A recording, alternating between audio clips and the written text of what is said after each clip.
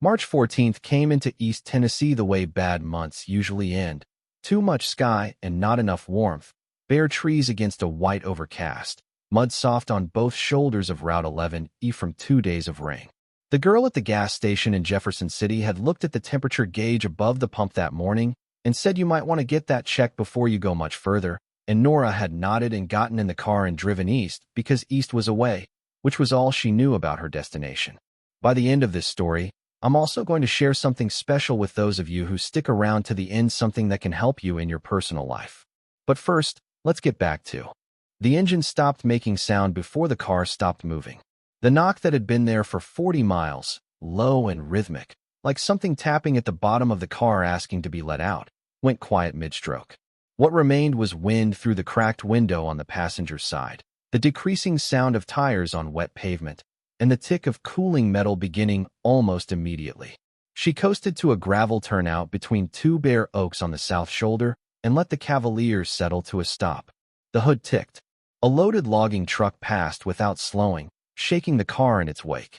The clock on the dash read 2:47 in the afternoon.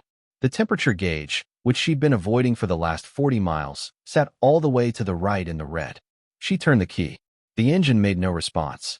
2 miles ahead, approximately, she could see a water tower above the tree line and the angular tops of a few buildings. A town, small enough that the water tower was its tallest feature.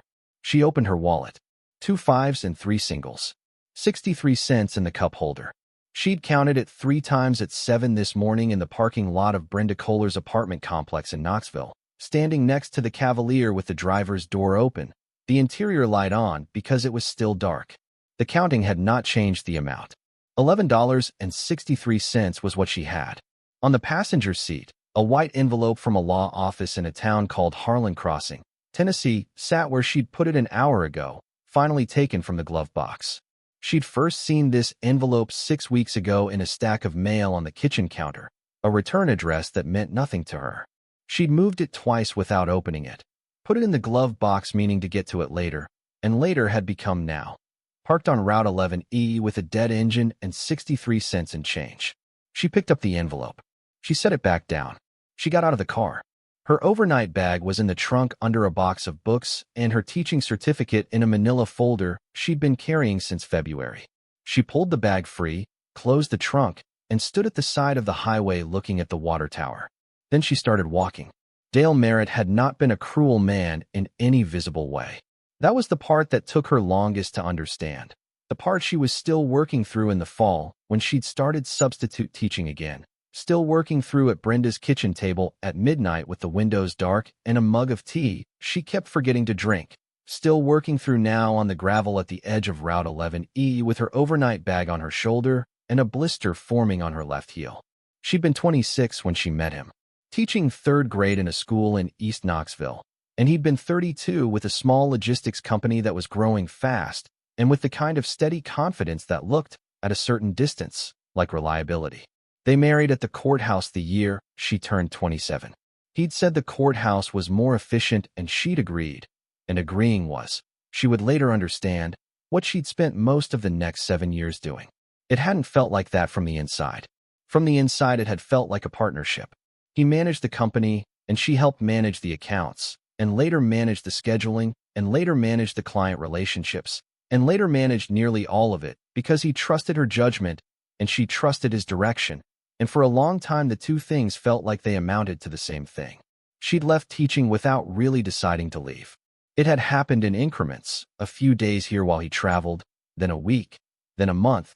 Then she'd looked up from a spreadsheet one morning, and 4 years had gone by, and she hadn't been in a classroom since. The house was in his name because they'd bought it when she was between teaching positions, and the mortgage approval had come easier with only his income on the application. That had been practical at the time. Most things that turned out to matter had seemed practical at the time.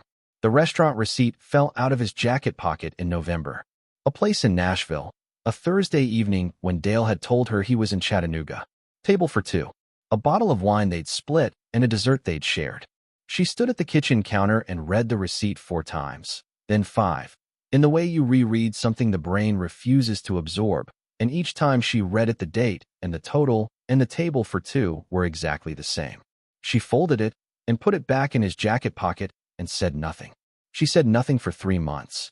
In that time, she tried to understand what she knew and what she didn't and what knowing would require her to do.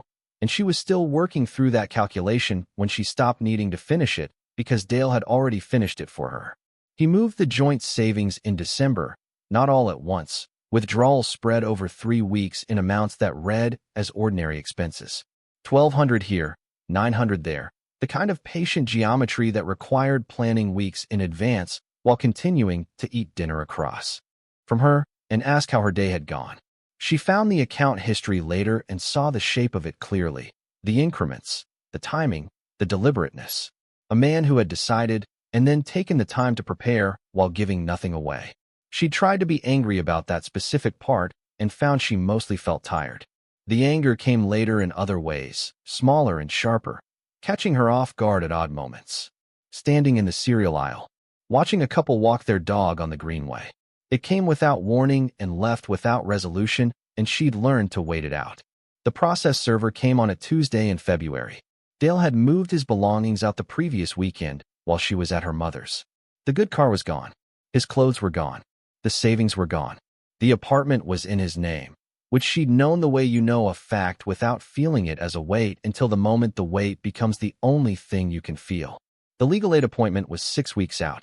By the time the divorce was finalized at the end of February, the joint accounts had been empty for 11 weeks, and she had $38 in her personal checking account, and 2 places to stay that both came with the particular texture of generosity that made her feel the full size of her situation.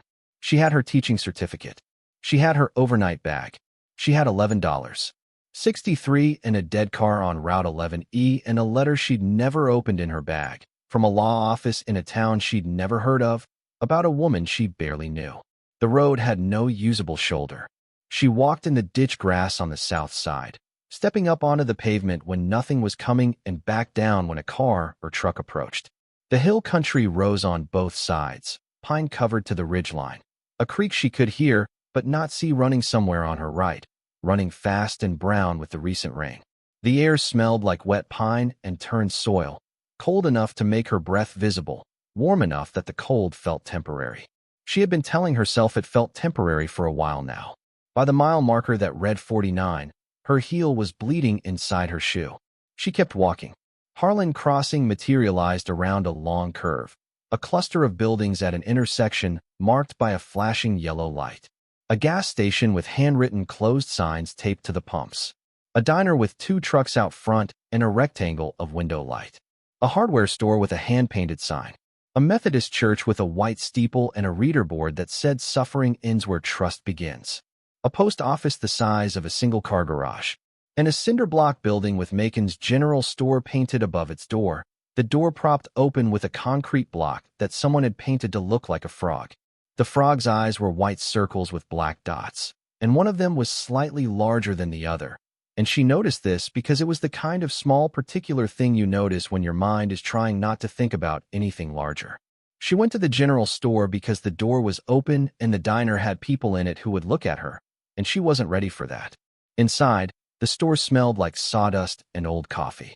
The kind that sold 20 things in 50 categories. Canned goods and motor oil and fishing lures and work gloves and birthday cards and seed packets and 6 varieties of canned meats. The floors were pine boards worn pale and smooth with decades of foot traffic. A coffee maker on the counter had been running long enough that what remained in the pot had reduced to something closer to concentrate than coffee. A woman appeared from a back shelf unit carrying 2 cans of creamed corn. 60 or close to it, broad-shouldered, gray braid over one shoulder, reading glasses pushed up on her forehead. She wore an apron over a flannel shirt, and she looked at Nora the way people in small towns look at strangers. Thorough, but without hostility. "You all right?" she said. "You look like you've been walking." 2 miles. My car stopped on Route 11. The woman set the cans on the nearest shelf. "That the white Cavalier?" "Yes." Earl Briggs called in when he passed it. Said in case someone came walking. She moved to the counter. "I'm Vera Macon. The coffee's old, but it's hot." It was both things. She produced a stool and a styrofoam cup, and Nora sat down and held the cup in both hands and let the warmth work through her palms. Her heel was throbbing. She hadn't eaten since the gas station that morning except for a granola bar around noon that she'd found in her jacket pocket and eaten in 3 bites. Vera went back to stocking shelves without making a project of it, and after a moment, without looking directly at Nora, she said, "What brings you out this way?" Nora took the white envelope from her bag and set it on the counter. "A letter from a law office here," she said. "I never opened it." Vera came to the counter and picked it up. She looked at the return address and something in her face shifted, the way expressions shift when something half-expected finally arrives. "This is from Leland Shoemate's office," she said. "I don't know that name. He handles property matters mostly. And Ruth Caldwell's estate." Vera set the envelope down with a careful deliberateness. "What's your name?" "Nora Caldwell." The store went quiet. A car passed on the road outside. The coffee maker made a sound like someone clearing their throat. Vera looked at her for a long moment. "Ruth was your grandmother." "My mother's mother. I barely knew her. My mother and she weren't close for most of my life. Ruth died 2 years ago or so, I think." 2 years and 9 months, Vera said. "November of 2021. A pause. "You should open that letter." The envelope had been sealed with ordinary adhesive and Vera produced a letter opener without being asked. Inside, 3 typed legal pages and a second sealed envelope with Nora's name on it in A. Handwriting she didn't recognize. Old handwriting, careful and deliberate, the kind taught in schools before schools stopped caring about formation. The typed pages were a legal summary of the estate of Ruth and Caldwell, deceased, of Harlan Crossing, Granger County, Tennessee. The will conveyed the property at 4180 Caldwell Creek Road, 5 acres including a 3-story main residence, a barn, and a spring house, together with all personal effects remaining therein, to Ruth's sole surviving granddaughter, Nora Jane Caldwell. Delays in probate had resulted from 2 failed certified mail deliveries and a forwarding address that had finally produced this letter, mailed 5 weeks ago to the Knoxville apartment she'd shared with Dale. The taxes on the property, outstanding for 2 years, had been paid by Shoemate's office against the estate. The title was now clear. Transfer paperwork needed completing within 60 days of verified receipt. She checked the postmark. 5 weeks ago. "She left me the house," Nora said. "And whatever's in it." Vera had been reading alongside her, not pretending otherwise. Nora held the second envelope, the handwritten one. "Not yet." She set it in her bag. "Have you been inside?" "The house." "A few times over the years. Christmas gatherings early on, and once or twice when she wasn't well toward the end." Vera leaned against the shelving. "Ruth's house is full of things. She spent decades collecting. People here thought she was a pack rat. A woman living alone with too much stuff and not enough sense to know what was worth keeping and what wasn't. That was the general opinion." "What was your opinion?" Vera was quiet for a moment, the way she was quiet when she was choosing something carefully. "I thought she was the sharpest person in this county and the least interested in anyone knowing it." She looked at Nora steadily. "Ruth drove that truck to estate sales all over 3 counties for 40 years and came back with things nobody else wanted. She paid almost nothing for things, and she never sold anything, and she never talked about what she had. And she had a room she'd built under that house sometime in the late 80s that she never let anyone see. What did people think about that? What people thought was that she'd built herself a root cellar and filled it with more junk. That's the kind of story small towns tell about their odd women." A beat. Ruth never corrected it. She seemed to find it suitable. Vera came around to the counter side and refilled Nora's cup without being asked. She came in one spring morning in 1994 carrying a small painting wrapped in newspaper. I asked her what she'd paid for it. She said $1.50 at a church sale in Tazewell. She was pleased with herself, the way she sometimes was when she thought she'd done something right. Not happy exactly, more like satisfied. Like a person who has just confirmed something they already suspected. Vera set the pot back on the burner. She didn't show it to me, just tucked it back under her arm and went on with her shopping. That was how it went, year after year. She'd come in with something under a tarp in the truck bed, or carrying something wrapped in newsprint, and she'd say almost nothing about it, and she'd pay her bill and go home. People here saw it as a harmless peculiarity, an old widow with a fixation. A pause. Nobody ever asked her what specifically she was collecting or why. Did she ever say? Once. I asked her directly, maybe 10 years before she died. I said, "Ruth, what exactly are you doing with all those things you bring home?" She looked at me for a long moment, and she said, "I'm keeping what other people have decided isn't worth keeping." That's all she said. Then she asked about the price of dried beans. "Is there a man named Bobby Griggs?" Something moved across Vera's face. Not surprise, but something more like recognition. "He's been calling Shoemate's office every few months since before Ruth died. Wants to buy that property. He's been told there's an heir who needs to be located and notified, and he's been patient about it in the way of a man who figures patience will eventually pay off. He has a development project in mind, something to do with the resort corridor moving up through this part of the state." "How much is he offering?" "Last I heard from Shoemate, $35,000. $35,000. The number sat in the air between them, and Nora felt it clearly.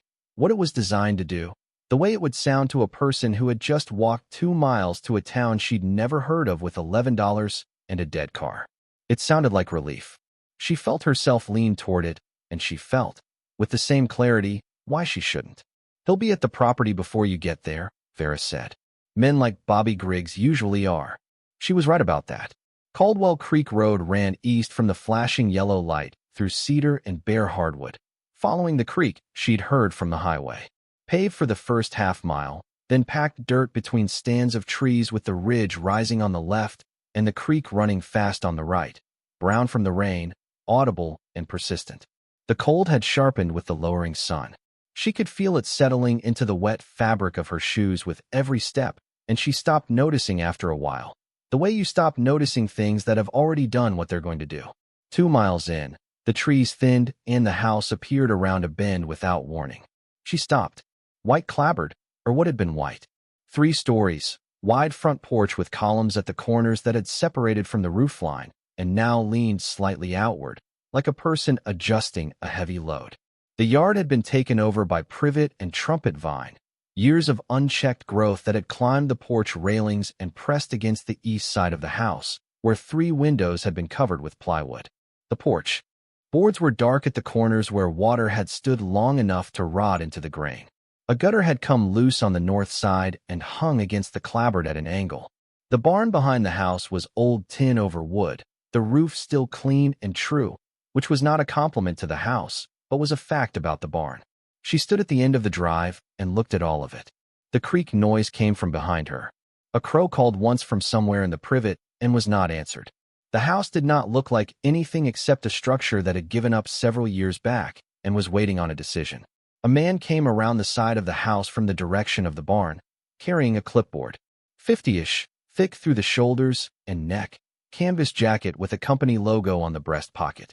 He'd planted his boots in what remained of the yard grass with the ease of someone who thinks of a space as his ground regardless of who owns it. "Bobby Griggs," he said, extending his hand. "Griggs Development out of Bean Station." She shook it. "Nora Caldwell. I've been in contact with Shoemate's office for going on 8 months. Glad someone's finally come to address the situation here." His eyes moved over her, a fast professional appraisal. The overnight bag, the shoes wrong for a dirt road, the general look of someone who'd been traveling hard and hadn't arrived anywhere comfortable yet. He absorbed all of it and filed it. "Just arrived today? This afternoon. Then you haven't had a chance to assess the condition fully." He turned the clipboard toward her. A printed offer sheet, clean margins, the number in bold at the bottom. "I'll be direct. 35,000, cash, 30-day close. No inspection contingency. The structure is in poor condition and there's real liability in it as it stands, but that's my problem, not yours. You walk away clean with no further obligation." She looked at the offer sheet without taking it. The number was designed to feel like the only number a person in her situation could reasonably consider. That was the purpose of the number. "What's your plan for the property?" she said. "Resort corridors expanding up through this part of the state. Creek access like this has serious value for the weekend market. 5 acres with a cleared site and running water. I can work with that." "You're offering 35. The structure is what it is. I'm absorbing the cost of clearing it and the liability that comes with it." He said it without apology. A man who'd made this argument before and expected it to land. "I'd like to look at the property first," Nora said. "Of course." He stepped back. "Offer's good for 48 hours. She walked toward the porch. She heard him say he could extend it to 72 if she needed more time. She didn't answer. The front door was locked. She tried it once, then went around to the back. She hadn't known yet to look under the third step. She'd had the handwritten letter in her bag the whole 2 miles up Caldwell Creek Road, and she'd opened it sitting on a flat rock at the edge of the drive, in the gray early evening light, once Bobby Griggs' truck had disappeared down the dirt road. She read all 4 pages twice through before she moved. The letter began with an apology, not for anything it named precisely, but for the distance, for the years. I was not a good mother to your mother, and whatever she told you about me was probably accurate, and I am not writing to argue against any of it. What I want to tell you is that I thought about you. I thought about you specifically before you were old enough to know I existed. That struck Nora more than she expected it to. She read it again and set it on her knee and looked at the yard where the light was failing and the barn was going gray in the shadows. The letter had instructions. The key under the third step on the back porch. The circuit breaker panel in the second-floor hallway closet. The plumber in Rutledge. The gas stove, which needed a match but ran clean. And there was a long section about what Ruth called the room downstairs, a basement door in the kitchen hallway, a combination lock, 8 digits, 2 stops. The combination written plainly because Ruth was not a woman who believed in leaving things half done. And there was this. I spent my life collecting things other people had stopped caring about. The people here thought it was foolishness, an old woman filling up a house with other people's discards. Let them think it. I had a good eye. I believed in what I was doing, and I did not stop. Everything in the basement is cataloged in the green notebooks in my study on the 3rd floor, 18 of them, one for each period I worked through, and then some. There is also a letter from a man named Howard Finn at Highland Auction and Appraisal in Knoxville. He came to see me in 2019. He is an honest man, and he is good at what he does, and he already knows something of what is down there, though not the full extent. When you are ready to understand what you have, call him first, not anyone else. Do not let anyone tell you what it is worth before Howard Finn has seen it. Do not accept any offer on this property before Howard Finn has seen it. Whatever you find is yours.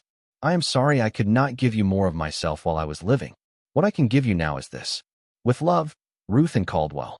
Nora sat on the rock until the light was mostly gone. Then she got up, went to the back porch, found the tin under the 3rd step, and let herself into the house.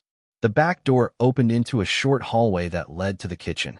The house smelled like beeswax and old paper, and underneath both, something she couldn't name for a moment, and then named cedar. Not decay. Its opposite. The smell of a space that had been carefully kept, regularly maintained, by someone who understood the difference between things worth preserving and things that could be let go. The entry hall had coat hooks with coats still on them. Ruth's coats, a canvas barn jacket with worn elbows, a wool overcoat in charcoal gray, a yellow rain slicker on the end hook. A bench below the hooks had dried mud on it from the last time someone had sat there to pull off their boots. Nora stood in the entry for a moment with her hand on the doorframe. The full weight of a dead person's house was a specific weight, and she hadn't been prepared for it. In the parlor, a horsehair sofa and 4 straight-back chairs with the look of things made to last past the person who ordered them, a writing desk with its surface cleared and its drawers closed, a braided rug that had been good once and was still presentable. And along the far wall, 5 canvases in wooden frames leaning against the baseboard. She stopped in front of one, a landscape, oil on board, the paint cracked in the fine network that appeared in old work when the support had moved over decades. She didn't know enough about paintings to read what she was looking at. She moved on. The dining room had a long table covered with a cloth, and on the cloth, objects arranged in careful rows. Small things, each in its own deliberate position, spaced evenly, the way you'd arrange things you wanted to be able to find again. A room off the dining room, narrow and probably meant for sitting, held more canvases in a rack built into the corner that she wouldn't have noticed from the doorway except for the canvases. She counted roughly 15 before she stopped counting. The kitchen was the most lived in. A gas range, a white enamel sink, shelves with canned goods going back years, a table and 2 chairs at the window that faced the yard. On the table, a single ceramic mug with a trace of dried tannin at its interior rim. Ruth's last cup of tea. Still there, still waiting, because no one had come.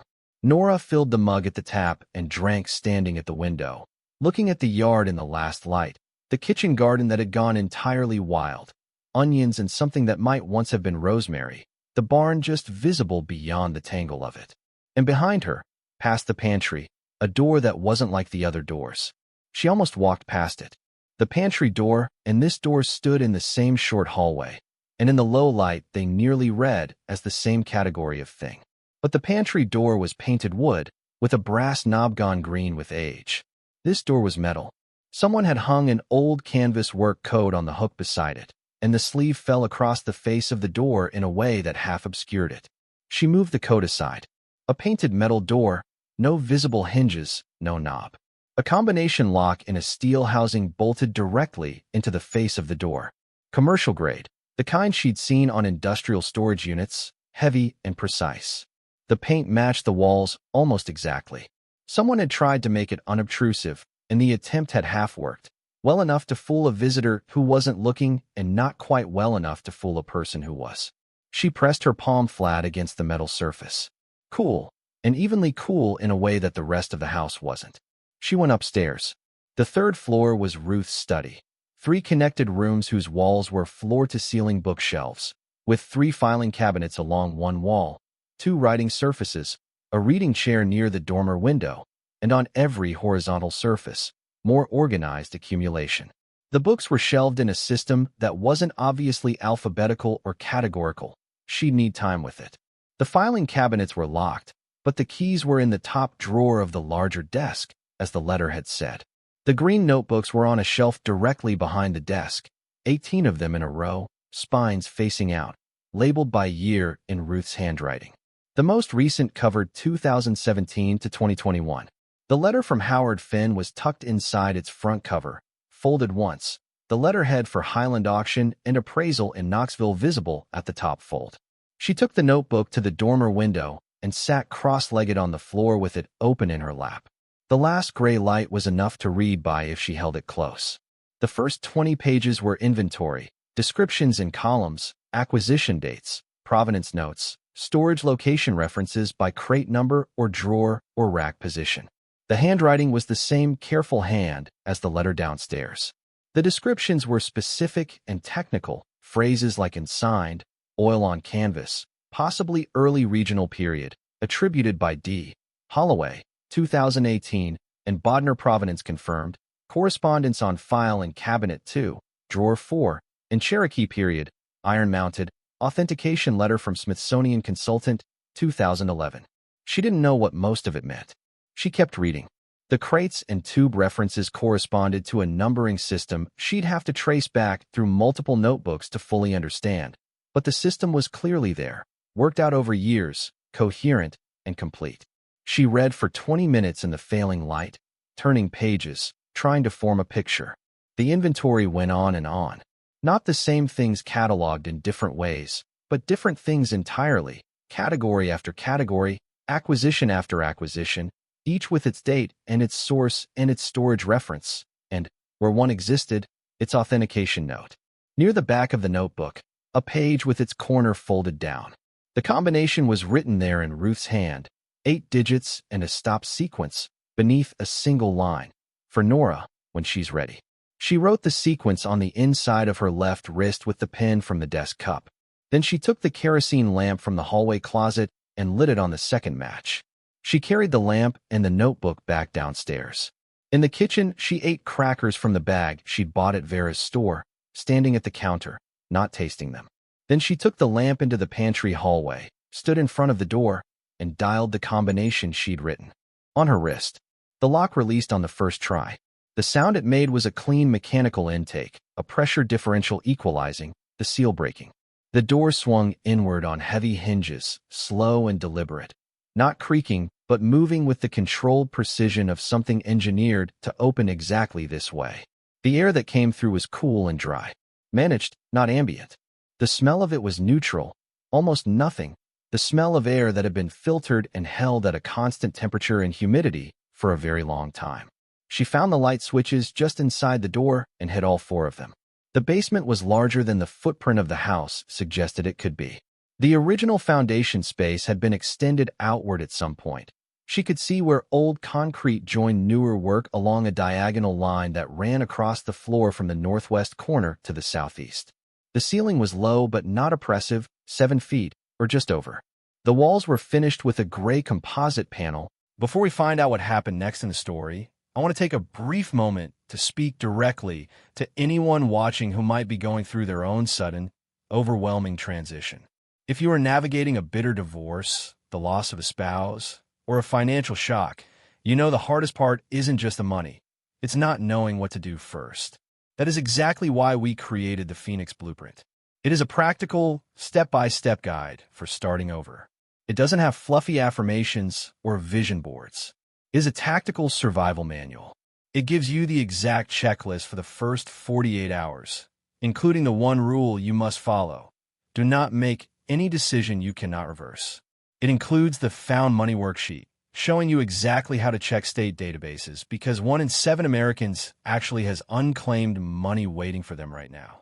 It even gives you word-for-word boundary scripts to use when family members pressure you for money or try to make decisions for you.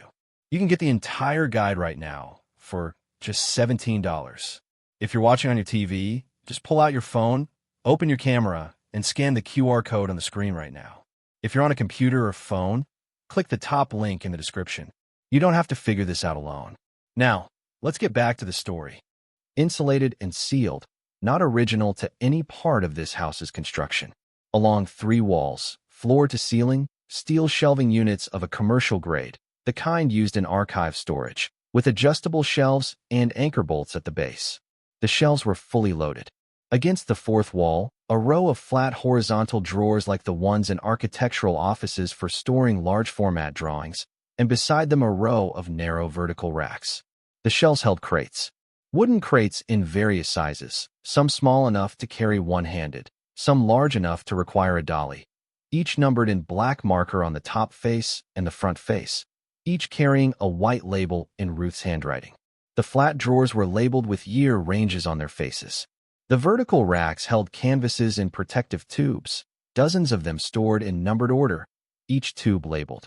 On the wall beside the light switches, a small digital display read 68 degrees Fahrenheit, 45% relative humidity. Nora stood at the bottom of the stairs and turned slowly. The shelving nearest to her held smaller crates, tightly packed, their labels dense with text she was too far to read. She moved closer to one and read the label without touching it. Folios, American, pre-1870, documents and maps, provenance folder in crate 18B. In the center section of shelving, the crates grew larger, some padded on their interiors based on the foam edge visible where a lid had been set slightly off-center. The tube racks ran nearly the full length of the 4th wall, 60 or 70 tubes at least, each one sealed and labeled. The labels she could read from where she stood were mostly descriptions and dates, and a catalog number that corresponded, she understood now, to the inventory in the green notebooks upstairs. The room smelled of nothing she could identify. That was the point of it. Ruth had spent money and effort specifically to make this room smell of nothing, to hold it at exactly the temperature and humidity that meant nothing in it would change. She had maintained it this way, alone, for over 30 years. She couldn't tell what was in the crates, didn't know what the tube labels described, couldn't interpret the inventory entries she'd read upstairs well enough to translate them into the physical objects in front of her. She was standing in a room she couldn't decode, filled with things she couldn't evaluate, in a house left to her by a woman she barely knew. What she could read was the room itself, the climate control panel, the commercial-grade shelving, the careful numbering system carried across every surface, the vault door, painted to match the kitchen walls, with a lock bought for a building more serious than a farmhouse. These were not the choices of a woman who'd filled a root cellar with junk. She thought about Vera saying Ruth had a better eye than anyone in this county. She thought about the letter upstairs. I believed in what I was doing, and I did not stop. She thought about Bobby Griggs and his $35,000 and the fact that he had been trying to buy this property for 8 months and had never once asked what was inside. She went back upstairs. She found the letter from Howard Finn still tucked in the green notebook on the kitchen table where she'd left it. She sat down in Ruth's chair at Ruth's table and looked at the number written below his name. She dialed. For rings. Voicemail. You've reached Howard Finn at Highland Auction and Appraisal. Please leave your name and a callback number with a detailed message. She left her name. She left Ruth's name and the full address on Caldwell Creek Road. She said she was Ruth Caldwell's granddaughter and that she'd just come into the property and found her grandmother's instructions, and that she had a possible appraisal and needed to speak with him as soon as he could manage it. She left her number and ended the call. She set the phone on the table in front of the ceramic mug that had been sitting there since November of 2021. Through the kitchen window, the creak was a sound in the dark, fast and persistent from the rain. The lamp burned on the table. The door at the end of the pantry hallway stood half open, the cool, controlled air moving through the kitchen in a faint current she could feel on her forearms. She had $11.63, a car that needed at minimum $1,000 to fix, a checking account with $38 in it, a lawyer's letter that needed responding to within the next 3 weeks, a man named Bobby Griggs who would be back in 48 hours with an offer that had been calibrated precisely to what he guessed her desperation was worth. And she had a room under a farmhouse in Granger County, Tennessee, full of numbered crates and rolled canvases and flat drawers labeled by year, maintained at 68 degrees Fahrenheit and 45% humidity for reasons her grandmother had not explained to anyone in this town and had never bothered to justify. She pulled the green notebook across the table and opened it to the first inventory page and started reading from the beginning, the lamp burning steady beside her, the creek running outside, the house settling quietly around her in the way of old houses that have learned to wait. She slept on the kitchen floor near the stove, her jacket folded under her head, the wool blanket she'd taken from the parlor sofa pulled to her chin. She'd slept on worse and in worse circumstances over the past 3 weeks, but the floor was cold through the blanket, and the house made sounds at night that required a few hours of listening before they resolved into pattern rather than alarm. Wood contracting in the cold. A branch against the east wall. The creak, which she could hear through the kitchen window, even with it closed, low and constant. She woke at 5:30, the stove still warm enough to feel. She got the fire up again on new wood she'd found in the box beside it, and made tea with the box she'd found in the cabinet. She stood at the kitchen window with the mug in both hands and watched the yard emerge from dark as the sky lightened, slow degrees from black to charcoal to the pale gray of early March. The barn came into definition first, its tin roof catching the first flat light. Behind it, the ridge. In the kitchen garden, the wild onions were beginning to green at the tips, the first green she'd seen anywhere in 2 days. She noticed this because it was the only green thing in the whole visible world, and it was growing in a garden that had been untended for 2 years and 9 months. She went to Vera's store at 8, when the open sign appeared in the window. Vera produced coffee without being asked, the same old coffee from the same old pot, which had been emptied and started fresh in the interval, but was still close to the same quality, which was to say it was hot, and it was something. Nora bought a box of granola bars, a jar of peanut butter, a half-gallon of milk, and a dozen eggs, and she put it on the debit card because the $11 in her wallet was the last physical money she had, and she wasn't ready to spend it. Sleep all right, Vera said. On the kitchen floor. Adequately. Vera didn't comment on the kitchen floor. She called Earl Briggs while Nora was still at the counter. A brief call, and 20 minutes later Earl Briggs appeared in the lot beside Macon's with the Cavalier on a flatbed. He was 50, gray at the temples, with a mechanic's hands and the directness of a man who'd spent a career delivering bad news in the language of repair costs. Engine seized, he said. You let it run hot too long. I know. You're looking at $800 to $1,200 to repair it properly. Could do it for less with used parts, but you'd be on borrowed time. He paused. Or my cousin in Mooresburg would give you $200 for the parts. That's the whole car, I mean. $200 for the car. $800 to $1,200 to fix it. She had $38 in her account and an unknown number of weeks before she needed to be back in Knoxville for the legal follow-up on the divorce settlement. She stood in the lot and felt the specific sensation of a problem that had no good solution, only several bad ones in order of how bad they were. I'll think about it, she said. Earl Briggs nodded in the way of a man who understood that thinking about it meant the same as the $200 option, just with a delay built in. He'd gone by the time a woman she didn't know stopped in front of Vera's store on her way to the diner and looked at Nora with undisguised curiosity. 50-ish, in a church coat despite it being Wednesday, with the particular expression of someone who's been briefed. You're Ruth Caldwell's granddaughter, the woman said. It was not a question. Yes. I heard someone finally came about the house. A pause. Not unfriendly, but carrying a freight of meaning. You planning to stay out there? For a while. The woman's mouth made a shape that was technically a smile. Well, it's in rough shape, I know that much. Bobby Griggs has had his eye on it, if you're looking to sell. He's fair. He's from around here. He's from Bean Station, Vera said from inside the door. She said it without emphasis, the way you state a fact you've stated before. The woman in the church coat looked at Vera, then back at Nora, then continued on to the diner. Nora bought a bottle of dish soap and a sponge before she left. She had to ask the price of both before she put them on the counter, which cost her something she didn't have a word for. Vera told her and rang it up without making anything of the fact that Nora had needed to ask. People are going to say things, Vera said, handing over the bag. Some of them will be trying to help, and some of them will be trying to hurry you along. It'll be easy to tell them apart by what they say you should do with the house. What should I tell the ones who say I should sell it? Vera considered this.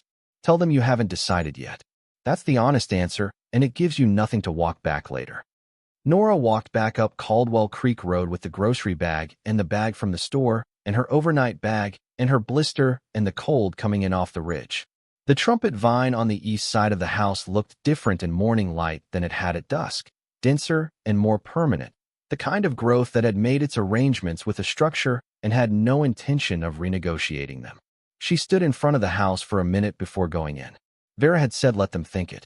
That had been Ruth's approach, apparently. A 40-year practice of letting people think what they thought, filling a room under her house in silence, keeping 18 notebooks in a study nobody was invited into, dying without ever feeling the need to explain herself. The people of Harlan Crossing had called it foolishness, and Ruth had accepted that verdict with equanimity that Nora was only beginning to understand was something other than resignation. She unlocked the back door and went inside. In the morning light, the house was different. The parlor held more than it had seemed to hold in the lamplight, the canvases against the wall more visible now, the writing desk with its organized stacks in sharper focus. She went from room to room slowly, not touching, just looking, trying to see what Ruth had assembled over the years. In the dining room, the objects on the cloth were small iron implements, some sort of historical hardware, bolts and clasps and hinges of a type she didn't recognize from anything modern. In the narrow room off the dining room the canvas rack held, she counted now, 16 paintings in protective sleeves. Along the walls of the upstairs hallway, more frames, these ones smaller, watercolors and drawings in old mounts. In the second bedroom, which Ruth had apparently used as a second study, shelves held rows of wooden boxes, each labeled in the same handwriting as the notebooks. The labels were descriptive: Cherokee, iron, pre-1840. New England decorative, silver, documented. Letters, American, Civil War period. She stood in the doorway of that room for a long time. Vera had said Ruth had a better eye than anyone in this county. Ruth's letter had said I believed in what I was doing, and I did not stop. Howard Finn had visited in 2019, for years before Ruth died, and he'd seen something in this house, and given Ruth his card, and apparently said or written something that had made Ruth trust him enough to put his letter in the green notebook for her granddaughter to find. She went back downstairs and opened the green notebook to the inventory pages she'd started reading the night before. She started at the beginning again, more carefully this time, making notes on the back of an envelope she found in the kitchen drawer. Crate numbers, drawer references, names that appeared more than once. The name Bodner appeared 7 times in the first 20 pages. She didn't know that name. She wrote it down. Howard Finn had not called back yet. She looked at her phone, no missed calls. She made more tea and sat at Ruth's table and kept reading. The morning light coming through the kitchen window across the pages of inventory, the creek running outside, and somewhere in those pages a picture she couldn't fully see yet, but was beginning to sense the edges of. Bobby Griggs would be back tomorrow with his clipboard and his offer and his patience, and she would need to tell him something. She thought about what Vera had said. That's the honest answer, and it gives you nothing to walk back later. She'd say she hadn't decided, which was true in the most literal sense, because a decision required understanding what she was deciding about, and she was only beginning to understand that. She turned to the next page of inventory and kept reading.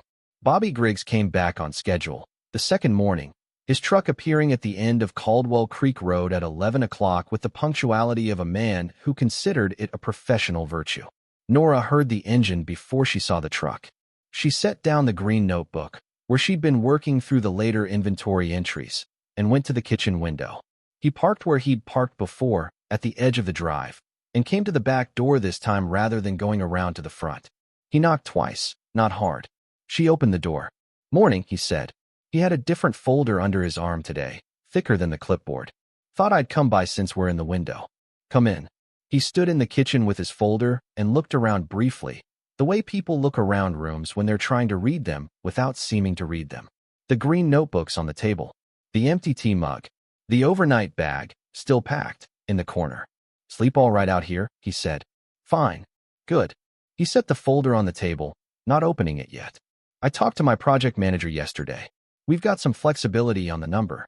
Property like this, with the creek access and the acreage, in the current development climate, we think there's a case for going higher." He paused. 75,000. 75,000. Twice what he'd offered 48 hours ago.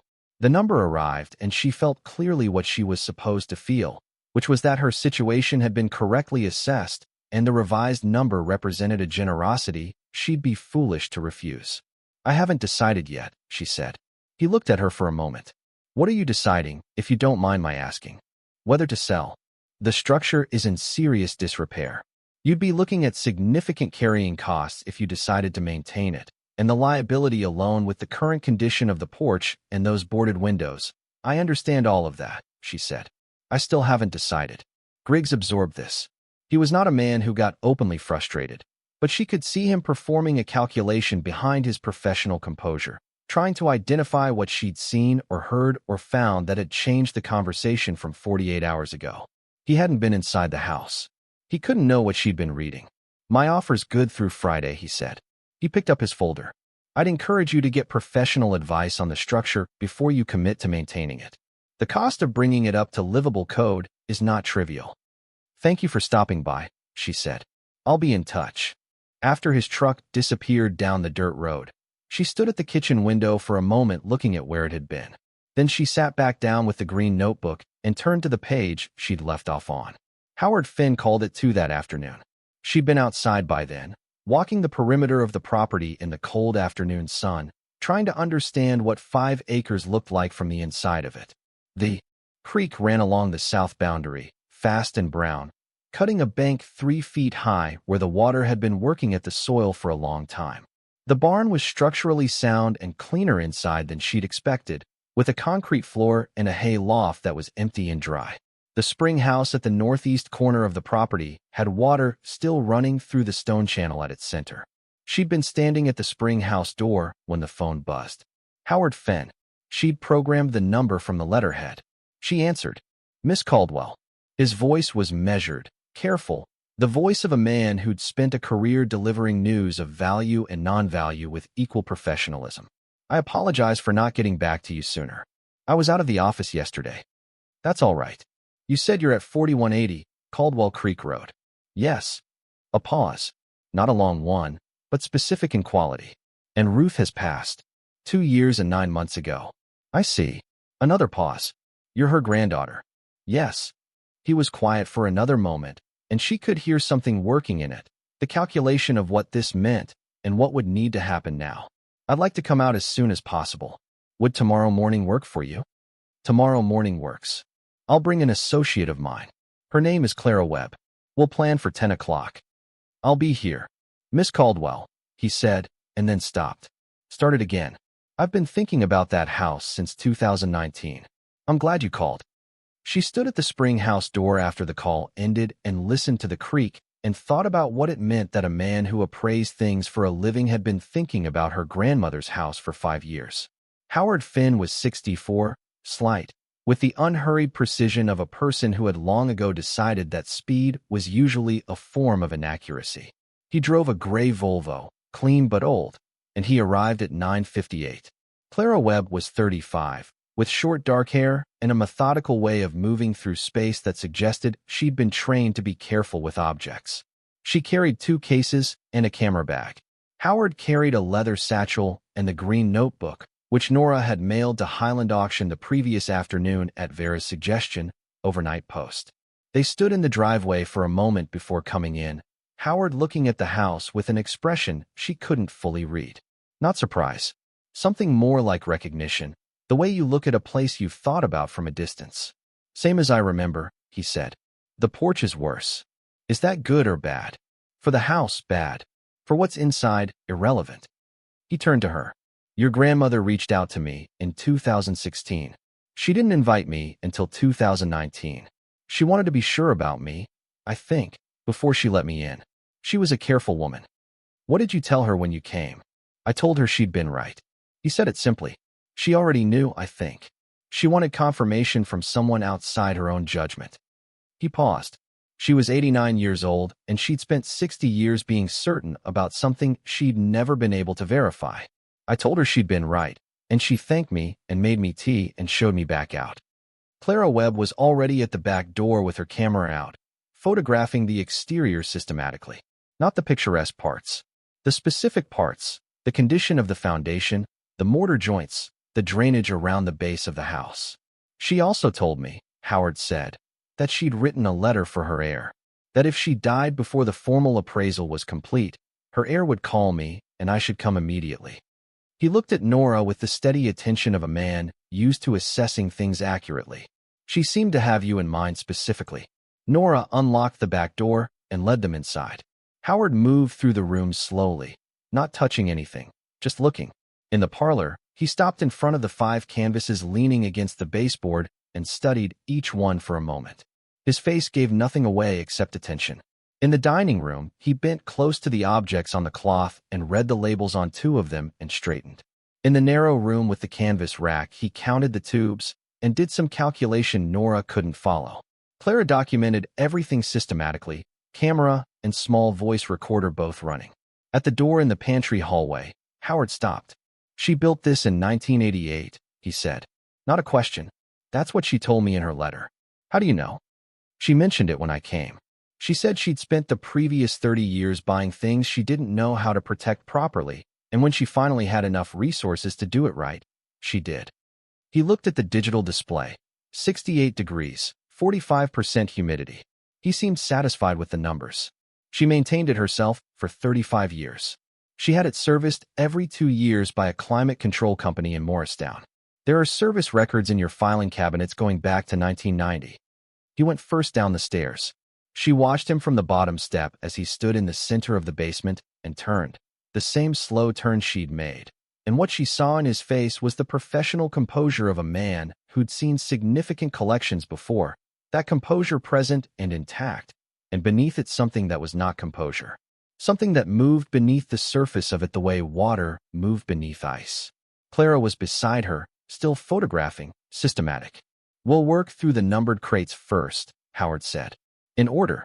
If you can pull the corresponding pages from the notebook as we go, that helps confirm her cataloging. He set the leather satchel on the concrete floor and opened it. Examination gloves, a magnification loupe, a set of archival tools in a roll, and a small reference book. Your grandmother's cataloging system is among the most thorough I've encountered in a private collection of this kind. She understood what she had, at least in broad terms, and she documented it accordingly. They worked methodically. Howard opened the first crate, a small one, and removed from its interior padding a set of pewter objects, candlesticks, a serving dish, 3 small plates, each with a paper tag in Ruth's handwriting. Howard examined each one with the loupe, made notes in the green notebook's margins in pencil, and nodded to Clara, who photographed and recorded. The pewter was pre-revolutionary American, possibly Philadelphia origin. Howard made this assessment in a flat professional tone, the way a doctor reports a test result. He set the pieces to one side. The second crate held a set of carved wooden objects, Cherokee in origin, mid-19th century, with an authentication letter from a Smithsonian consultant paperclipped inside the lid. Howard read the letter twice, examined 2 of the pieces closely, and placed them with care on the concrete beside the pewter. She had these authenticated in 2011, he said. She drove to Washington herself for the preliminary consultation. 89 years old. He paused. 82. She was 82 in 2011. Did she tell you that? She mentioned it. The way she mentioned most things about herself. Briefly, as a fact of record, with no particular emphasis. He opened the third crate. They worked through the morning. The third crate held 2 oil paintings, small, landscapes in the early American regional tradition, each on panel rather than canvas, each with a surface condition that Howard examined closely before making his notation.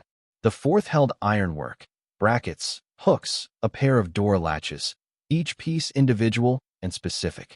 Howard turned one of the latches over and looked at the reverse side and made a longer notation than he'd made for anything so far. 17th century, he said. English or possibly German. Ruth bought this at an estate sale in Morristown in 2003 according to the catalog notation. The estate sale would have listed it as old hardware. Decorative. She paid $3 for it, Clara said, reading from the catalog entry. Howard set the latch down. At current market, it would bring between $8,000 and $12,000. He said it without emotion, as a figure to be recorded. But he looked at the latch for another moment before moving to the fifth crate. The pieces that emerged consistently were not uniformly extraordinary, but were consistently above what anyone in this county had imagined Ruth Caldwell might have assembled. Early American decorative arts, iron pieces from the colonial period, 2 sections of a documented military uniform from the Revolution with corresponding papers tucked beside them. A set of 4 blue and white ceramic pieces that Howard identified as early Delftware, noting the rarity of the pattern and the completeness of the set. A framed set of handwritten musical scores that he dated tentatively to the late 18th century and marked for further research. For each piece, his notation in the green notebook became denser, more specific. Clara's voice recorder ran continuously. The concrete floor acquired its rows of organized objects, and the rows lengthened, and the picture they painted was of a woman who had gone about her work with the same patience she applied to everything, systematically, accurately, alone. Howard moved to the flat drawers. He opened the first one, which was labeled 1870 to 1900, and slid out the top sheet. A large format document, carefully mounted on archival board, with Ruth's cataloging notation on the lower left corner. Howard examined it with the loupe. Military map, he said. Tennessee Theater, 1864. Union Army Corps of Engineers. He looked for another moment. This is not a copy. The paper and the ink are consistent with the period. He slid it back carefully and opened the next drawer. The documents section took most of the late morning, Howard going through each drawer methodically, making notes, Clara recording dimensions and conditions. 23 maps total, 12 military and 11 civil survey. 47 handwritten letters spanning 1820 to 1880, most of them personal correspondence, but several, Howard noted, from named figures in Tennessee military and political history. For sets of bound official documents, deeds and land grants, and 1 territorial charter, all in archival sleeves Ruth had fitted herself. Howard closed the last document drawer and stood for a moment with his hands at his sides. The documents alone, he said. He stopped. What? He looked at her directly. I want to finish the survey before I give you numbers. It's more useful to you with context. He turned to the vertical tube racks. He worked along the racks in sequence, opening tubes at intervals, unrolling the contents just far enough to identify what was there and confirm the catalog notation. Most of the tubes held canvases that he identified, assessed, re-rolled, and returned to their racks in a steady rhythm, his notation in the green notebook growing denser with each assessment. Near the end of the second rack, he stopped. He was looking at a section of 4 tubes, each labeled in Ruth's hand, Bodner, E. 1 to 4.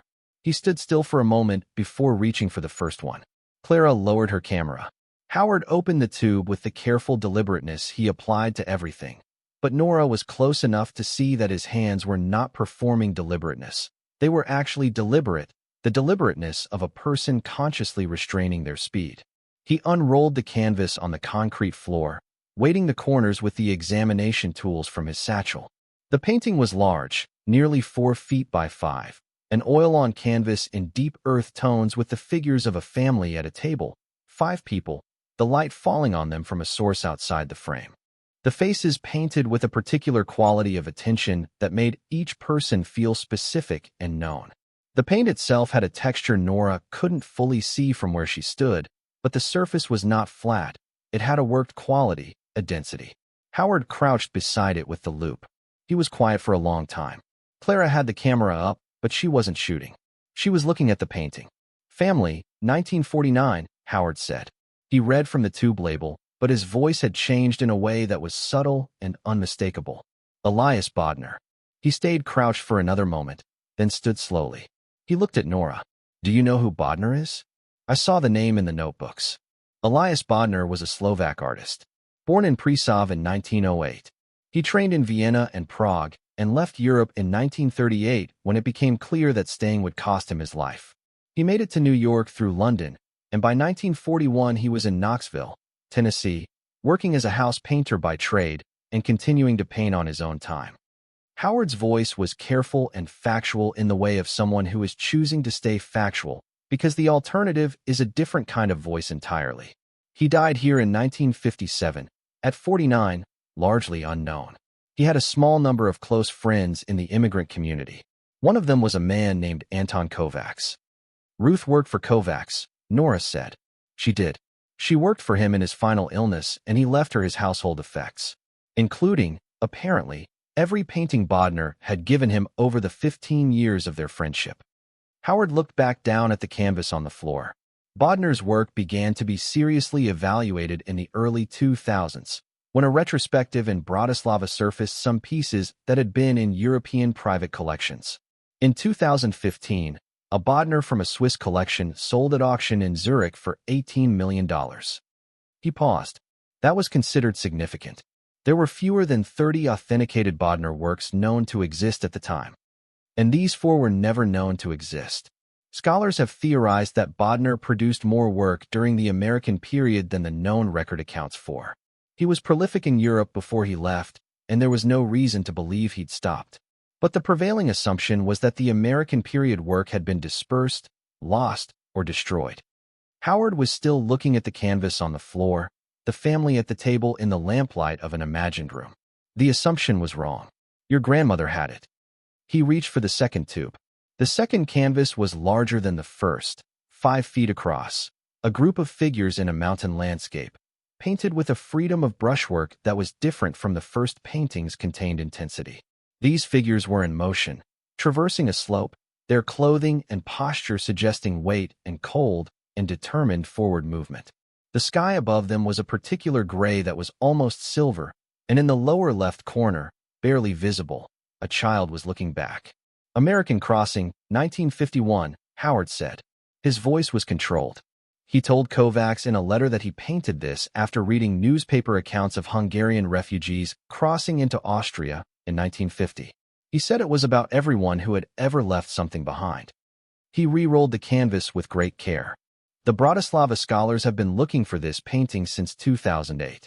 There is an entry in Kovacs' inventory that mentions it by name. The entry has been published in 3 academic papers as evidence that the painting once existed. He opened the third tube. Clara had stopped photographing. She was watching. The third was a winter landscape, more spare than the others, nearly abstract in its reduction of the Appalachian hills to essential forms, a single figure in the distance at a scale that made the hills feel enormous. It was the quietest of the 4. It was also, in some way Nora couldn't fully articulate and didn't try to, the most affecting. Winter, Tennessee, 1953, Howard said. This one he never described to Kovacs in any of the known letters. We know it existed only from a photograph Kovacs took of his living room. In the photograph it's on the wall above the mantel, and you can see perhaps a third of the canvas. He was quiet for a moment. It's better than the photograph suggested. He set the third tube aside and picked up the fourth. He opened it slowly. He unrolled it on the concrete with the same care, the same weighted corners, the same methodical process. But when it was fully unrolled, he didn't pick up the loop. He simply looked at it. The fourth canvas was large and almost entirely abstract, a composition in blue and gray and a white that was close to light itself, with forms that suggested volume without defining it, depth without describing it. It was not what the other 3 were. It was something different entirely, later and further, and looking at it Nora felt a response she couldn't name that had nothing to do with dollars. Howard was quiet for a full minute. Untitled, Blue, 1956, he said. He died in 1957. This may be the last painting he finished. He straightened up slowly. In 2022, The only other abstract Bodmer from this period, a smaller piece from the Swiss collection, sold at Christie's in London for $44 million. He picked up the loop and bent over the canvas again.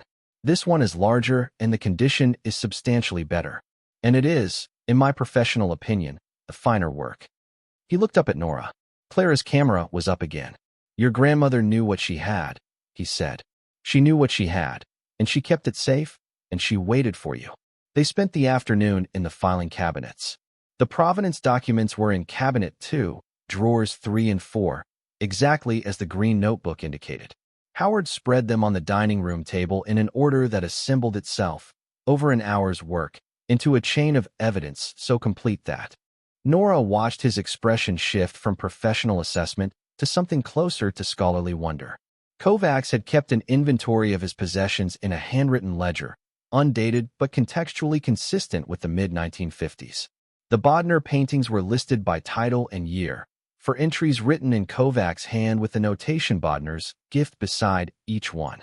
There were 6 letters from Bodmer to Kovacs in the drawer, in Slovak with typed English translations that Ruth had commissioned from a translator in Knoxville in 2017 based on the dates on the translations. The letters mentioned specific paintings, referenced their titles, described working on them. In the 3rd letter, Bodmer described the large family painting in terms that matched the canvas precisely. I have been working on this one since February, he wrote. It is the largest thing I have attempted in America, and I want you to have it, because you are the reason I came here, and you are the reason I have not forgotten who I am. Kovacs had also kept photographs. A set of 12 black and white prints showing his Knoxville apartment circa 1955, and in 4 of the photographs the Bodmer paintings were visible on the walls in the background, unmistakable, the same canvases Howard had unrolled on the basement floor. Ruth had paper-clipped the photographs to the corresponding letters, had annotated each one on the back in her handwriting. Confirmed by visual comparison, 2017. Howard read Ruth's annotations without comment for a long time. She built the case herself, he said finally. She didn't know she was doing that. Maybe, Nora said. She might have just been keeping records. She knew. He set the last photograph down on the table with care. Ruth Caldwell understood what she had, understood what establishing provenance would require, and spent 30 years assembling the documentation to do it. Without anyone's help, without anyone's knowledge. He looked at the table covered in papers and photographs and letters. She was doing this alone. Clara came in from the kitchen where she'd been working through the books on the parlor shelves. The first editions are significant, she said. 3 major ones. A 1794 American poetry collection that's on the documented lost list, an 1832 first printing of a historical narrative that I've seen sell at auction, and a 1799 political pamphlet that I want Howard to look at, but my preliminary assessment is very good. Add them to the log, Howard said.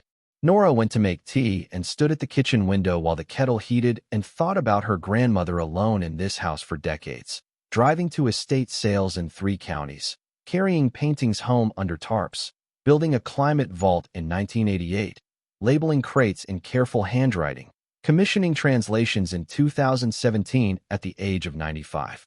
Not accumulating. Building. Building a case for a collection no one outside this house had any idea existed. She thought about the people in Harlan Crossing who had called it foolishness. About Vera saying Ruth seemed to find that view suitable. About the particular patience required to be right for decades in silence with no audience and no validation and no endpoint except the very long, slow work of the thing itself. Bobby Griggs drove past at 4:30. She saw his truck slow on Caldwell Creek Road when Howard's Volvo and Clara's small silver car came into his line of sight at the edge of the drive. The truck didn't stop, just slowed to reading speed, then continued. 10 minutes later it came back from the other direction and stopped at the end of the drive. She went out. Griggs climbed out of the truck, unhurried, and looked at the 2 cars, and then at her. Property appraiser, he said. I'm having the property assessed. That's smart. You'll want a clear picture before you make any decisions. He looked at the house. How's it coming? It's thorough, she said. He looked at her for a moment. His offer had been $75,000 that morning. She could see him revising his assessment of the situation in real time, running through what the presence of 2 professional vehicles at this property might mean. $150,000, he said. Cash, same terms. I'll let you know, she said. He looked at her for another moment. The look of a man who has just realized the game he thought he was playing is a different game. Miss Caldwell, he said, if there's something significant here, the development value of the land doesn't change. Creek access is creek access. Whatever's in that house, the land is the land. I know that, she said. I'll be in touch. She went back inside before he could adjust his number again. The letter from Dale's attorney arrived by certified mail on the third morning, forwarded from Brenda's address in Knoxville to a post office box Nora had opened at the Harlan Crossing post office the day before. She'd known it was coming, or known something like it was coming, from the moment she'd called Vera and mentioned that an auction house was involved. Small counties and small towns circulated information the way water circulated through rock, slowly, thoroughly, and without a visible surface path. The letter was from a firm in Knoxville that had represented Dale in the divorce. It stated, with considerable legal economy, that it had come to their client's attention that property of significant value had been discovered in the course of settling an estate that properly should have been disclosed during the marital property inventory period of the divorce proceedings. Their client was prepared to discuss an equitable resolution, but reserved all rights to pursue the matter formally if such a resolution could not be reached. She read it twice at the kitchen table. The tea she'd made had gone cold. The argument was designed to be frightening to a person who didn't know enough to evaluate it. The inheritance had been received in the form of the official letter from Shoemate's office during the 60-day window that fell inside the period of the divorce proceedings. Dale's lawyers were claiming that because the notification had arrived while she was technically still married, the inheritance was marital property that had been improperly withheld during discovery. It was legally shaky. She was fairly certain about that without being certain enough to know what to do about it. She sat with the letter for a long time. She thought about the $38 in her checking account and the $11.63 in her wallet and the dead engine on the white Cavalier in the lot behind Macon's. She thought about the incremental bank withdrawals in December, the disappearing savings $1,200 at a time, the deliberate quiet of a man arranging his exit over months. She thought about the apartment in his name and the good car he'd taken and the teaching years she'd traded for 7 years of sitting across from him at a table and believing they were building something together. She thought about the letter in her hand, which had been written by a lawyer in Knoxville, which cost money, which meant Dale had made a calculation that whatever she'd inherited was worth spending that money to try to claim. And that calculation had been made very quickly, within a week of Howard Finn's Volvo appearing on Caldwell Creek Road. Small counties, small towns. Information moved. What she felt sitting at that table was not the fear the letter was designed to produce. It was something colder and quieter, the sensation of a person who has understood something late and is now catching up. She had believed, until February, that the marriage had been a partnership. She had believed, through March, that the divorce had been painful but essentially fair, that what she'd lost had been lost through bad timing and her own failure to protect herself rather than through deliberate design. Reading this letter, she revised that assessment. The design had been deliberate from the beginning. She just hadn't been paying attention to what was being designed. She folded the letter and put it in the kitchen drawer. Then she called Shoemate's office. Shoemate himself came to the phone, an older man with the unhurried voice of someone who had spent 40 years watching things attempt to complicate what was, in his view, simple. He told her that Ruth's will had named Nora specifically, predating the marriage entirely, and that an inheritance designated by will to a specific individual was not marital property under Tennessee law regardless of when the notification was received. He told her to forward the letter from Dale's firm to him, and he would respond directly. She forwarded the letter and felt better for approximately 30 minutes. Then she sat at the kitchen table and thought about Dale specifically, about the man who had spent months planning his exit while continuing to sit across from her at dinner and ask how her day was. About the restaurant receipt she'd folded and put back in his jacket pocket without saying a word. About the incremental withdrawals, 1,200 here, 900 there, patient and deliberate.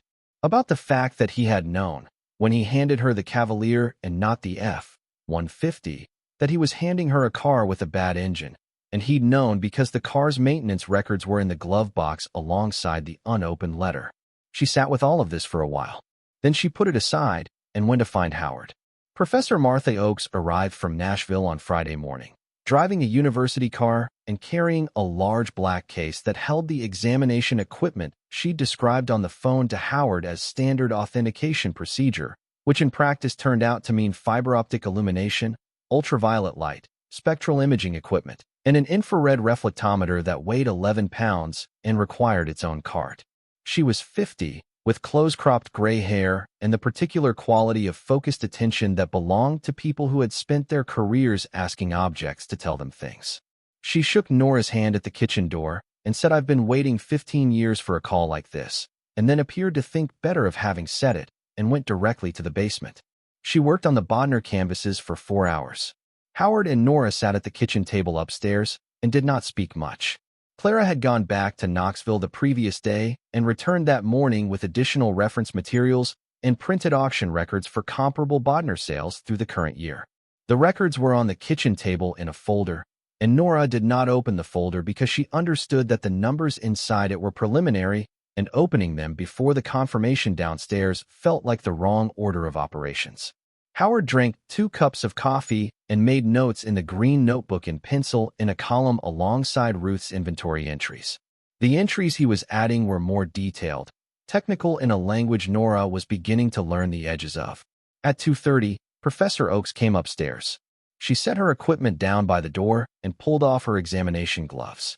She sat at the kitchen table across from Howard and looked at him for a moment with an expression Nora couldn't fully read. "All 4," she said.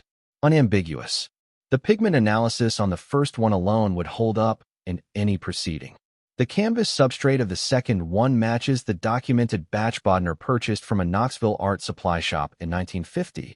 We have that receipt in Howard's records. The infrared shows the underdrawing in the third, and it matches the technique described by the Bratislava scholars in the 2014 catalog. The fourth." She stopped. "The fourth is the best one. I've seen photographs of it, but I didn't believe the photographs did it justice, and I was right." She looked at her hands, then back at them. "I want to call Bratislava tonight. I want to call New York. There are 3 or 4 people in the world who should know what's in this room, and I'd like to tell them." "After we've spoken to Miss Caldwell about her wishes," Howard said. They both looked at Nora.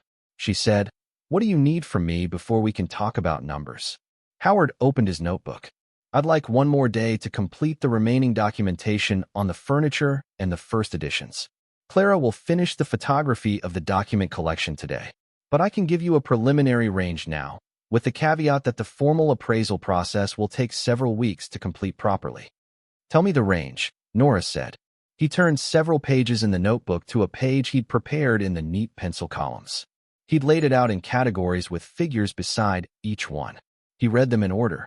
The 4 Bodner canvases, between $160 and $200 million total, with the 4th canvas, the 1956 abstract, likely carrying the highest individual valuation of any piece in the collection.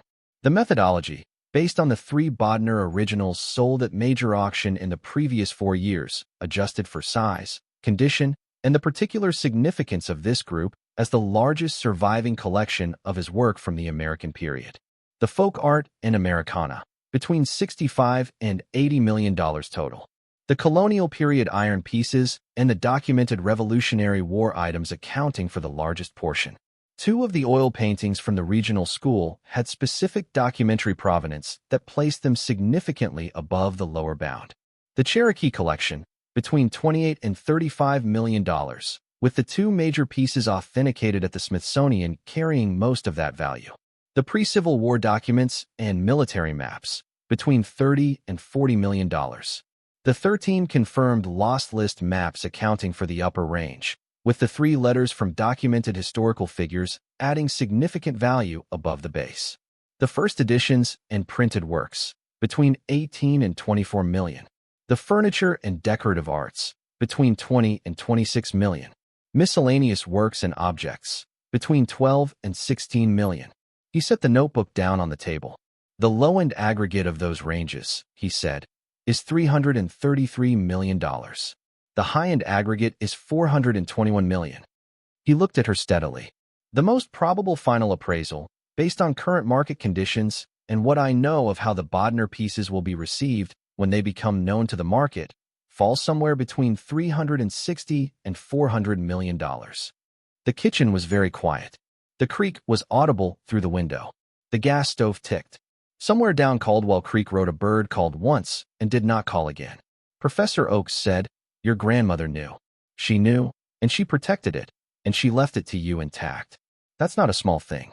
Nora looked at the notebook on the table and then at the window and then at the digital display on the coffee maker that showed the time, which was 3:17 in the afternoon on March 18th, 4 days after she'd coasted a dead Cavalier to a gravel turnout on Route 11E with $11.63 in her wallet. $360 million, she said. At the low end of the probable range, Howard said. Yes. She stood up and walked to the kitchen window and stood there with her hands on the edge of the sink, looking out at the yard where the wild onions were coming in green at the tips. The barn, the ridge beyond it, the property that Bobby Griggs had wanted to buy for $35,000 and then $75,000 and then $150,000 and was probably recalculating again right now from wherever he was. The letter from Dale's attorney was in the kitchen drawer where she'd put it after forwarding it to Shumate. The green notebook was on the table behind her. 18 volumes of Ruth Caldwell's lifetime of careful work, kept in silence and in faith that someone would eventually come and understand what was there. Nora stood at the window for a long time. When she turned around, Howard and Professor Oakes were both watching her with the measured attention of people who had delivered significant news before and understood that the person receiving it needed whatever time they needed. "What happens next?" she said. Howard placed his hands on the table. "There are several things that need to happen in a specific order, and the order matters as much as the things themselves." He paused. "First, you need an attorney. Not for the estate transfer, which Shumate can handle, but specifically for what comes next. Someone who understands cultural property law, estate law, and what will happen when this collection becomes public knowledge." "What will happen?" "Interest," he said. "Serious interest, from serious institutions and serious buyers. And with that interest, in my experience, comes pressure. Various kinds of pressure." He looked at her with the steady directness that she'd come to understand was his way of making sure she was receiving what he was saying. "Your ex-husband's attorneys are already applying one kind. Bobby Griggs is applying another kind. There will be others, and some of them you won't see coming. And an attorney who specializes in this area will be the single most useful thing you can have in the next several months." She nodded. "Second," he said, "nothing leaves this basement. Nothing is sold. Nothing is moved until the formal appraisal is complete and the legal situation is fully understood. Ruth kept it safe for 35 years. We can keep it safe for another 60 days. "All right. Third," he said, and then he paused, and what came into his face was not quite professional and not quite personal, somewhere between the two.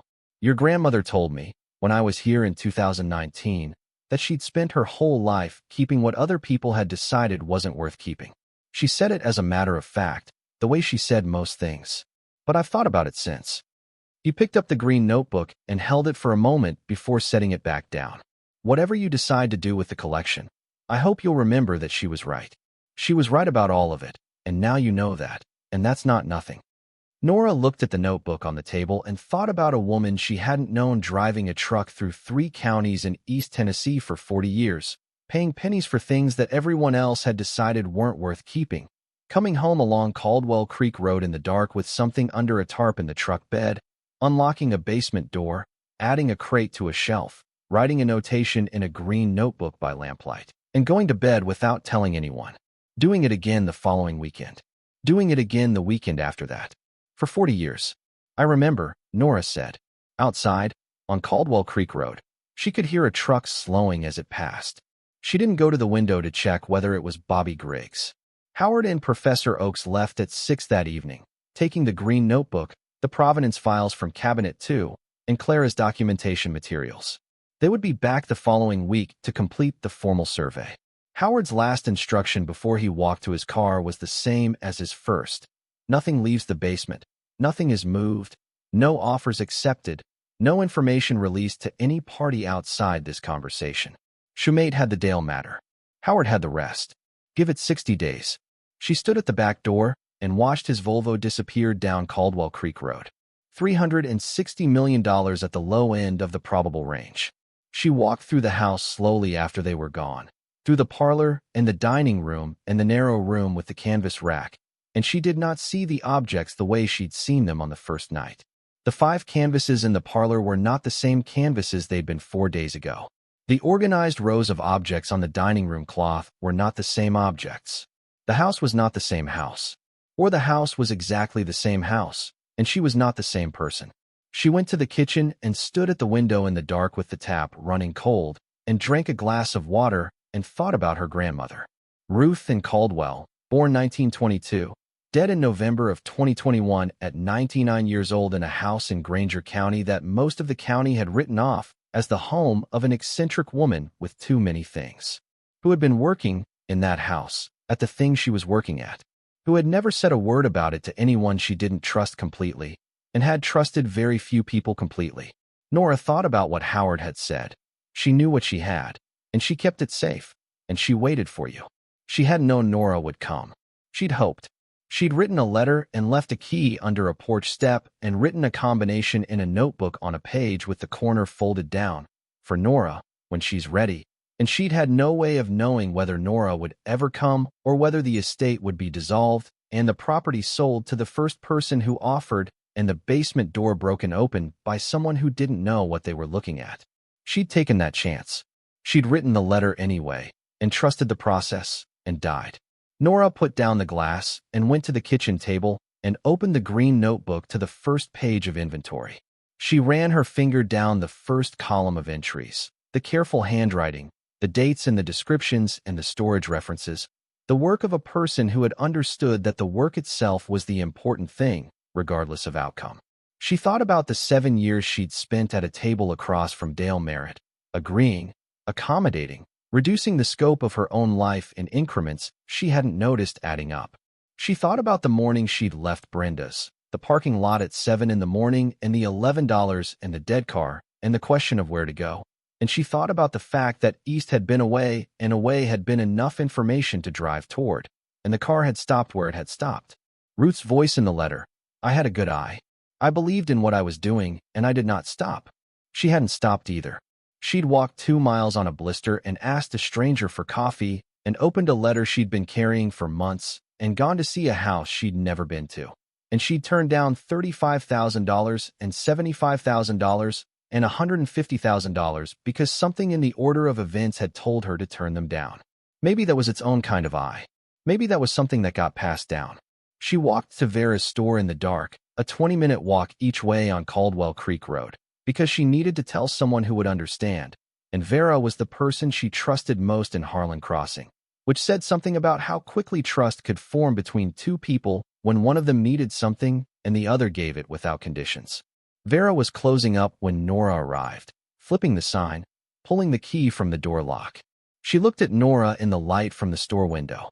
You look like someone who's just had a significant day, she said. Howard Finn came, Nora said. Vera was quiet for a moment. Then she said, You'd better come in. She made coffee, not from the old pot, from a different one that produced something darker and stronger, and more honest. They sat at the small table at the back of the store where Vera did her bookkeeping, and Nora told her what Howard had told her. Not the specific number yet, not quite ready for that, but the shape of it, the Bodner canvases, the provenance, the 40 years of patient work, the systematic precision of the catalog, the climate vault maintained for 35 years. What Howard had said about Ruth having built the case herself. Vera listened without interrupting. When Nora stopped talking, she was quiet for a long moment, her hands around her coffee cup. She came in here every Friday for 30 years, Vera said. Every Friday she bought her week's supplies, and I asked how she was doing, and she said fine. Not fine in the way people say fine when they don't want to talk. Fine in the way of a person who has assessed her situation and found it to be, in fact, fine. She looked at her cup. I always thought there was something she wasn't saying. Most people have things they don't say, but Ruth had more of it than most. Like there was a whole interior life running alongside the conversation you were actually having with her. There was, Nora said. Vera nodded slowly. I'm glad she left it to you. I'm glad someone came. Nora walked back to the house under a sky that had cleared while she was at the store, stars visible over the ridge, the creek audible below the road. The house was dark when she came up the drive, and she stood for a moment before going in, looking at the shape of it against the sky, the leaning porch columns and the boarded windows and the gutter hanging loose on the north side. $360 million behind a door in the kitchen hallway. And Bobby Griggs asleep somewhere in Bean Station calculating his next move. And Dale's attorney drafting something in Knoxville that would require answering. And Howard Finn with the green notebook on his desk at Highland Auction, beginning the formal process of confirming what Ruth Caldwell had known for decades. She went inside. She got the stove going and made tea. She sat at the kitchen table and reopened the green notebook to where she'd left off. The inventory ran for another 90 pages. She had time. Leland Shoemate was not a man who used extra words, and his response to Dale's attorney took 4 sentences. The inheritance had been designated to Nora Caldwell specifically, by name, in Ruth Caldwell's will, which had been drafted and witnessed in 2001. The will predated the marriage by 7 years. Under Tennessee statute, a testamentary gift to a named individual constituted separate property regardless of when the transferring notification was received. Any further claim along these lines would be defended vigorously and without additional courtesy. He read the letter aloud to Nora at his office on Thursday morning, the blinds partly open behind him, the familiar buildings of Harlan Crossing visible through the slats. "That's it," she said. "That's it." He set the letter on his desk. "They'll send one more. A different argument, more creative, less viable. We'll respond to it too, and then it will stop." "How do you know they'll send one more?" "Because they've taken the client's money and they need to show they tried." He folded his hands on the desk. He was 70, with the measured voice of a man who had spent decades watching people try to take things that didn't belong to them. "Your ex-husband is spending money he doesn't have on a position that was untenable before it was argued. I don't know what he was told, or by whom, or what he believed about your situation when you left Knoxville. But I know what he tried to claim, and I know it was wrong." She went back up Caldwell Creek Road afterward and stood at the kitchen window for a while, looking at the yard.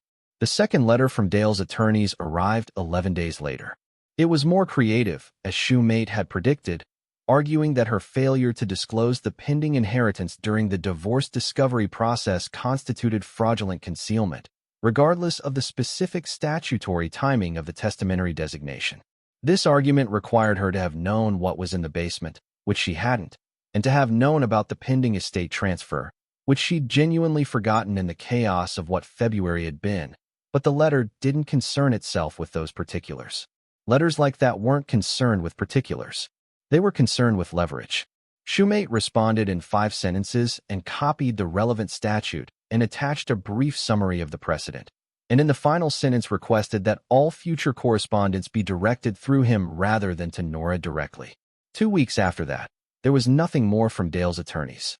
She sat with this for a day or two. She'd expected the resolution to produce something clean, and it didn't. Not quite. What she felt was closer to a specific tiredness, the exhaustion of having had something that wanted attention finally stop wanting it.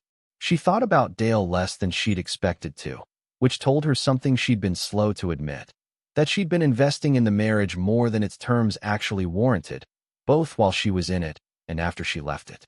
The end of the legal claim was, in some ways, the end of the last thing connecting her to a chapter she'd been ready to finish. She thought sometimes about the calculation Dale had made. Someone had told him about the auction house. Someone in the chain between Howard's office and the Bratislava scholars had said something to someone who'd said something to someone else, and the information had reached Knoxville, and Dale had heard it and made a decision within days. The decision told her clearly what the 7 years had been worth to him. Whatever the number was minus his legal fees, which he'd apparently decided was a reasonable gamble. She wasn't angry about it. She'd been angry about the restaurant receipt and the incremental bank withdrawals and the process server on a Tuesday in February, and that anger had been appropriate, and she'd worked through it. This felt different. This felt like the last proof of a thing she'd already proven. She knew who he was. The attorney's letters had just confirmed it in writing. She filed the letters in a folder in the kitchen drawer and went back to the basement inventory. She had 16 more crates to work through before Howard's team returned on Monday.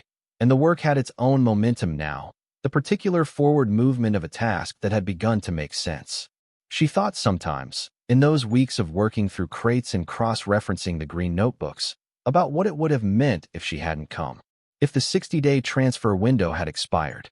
If the estate had gone into some other legal disposition, the property sold for taxes, the contents dispersed or discarded by whoever came to clear it. She thought about the vault door standing closed and the climate display holding its numbers and the collection inside simply continuing to wait, indefinitely, for no one. She was glad she'd come. She was glad the engine had seized on Route 11E and not 20 miles earlier or 20 miles later.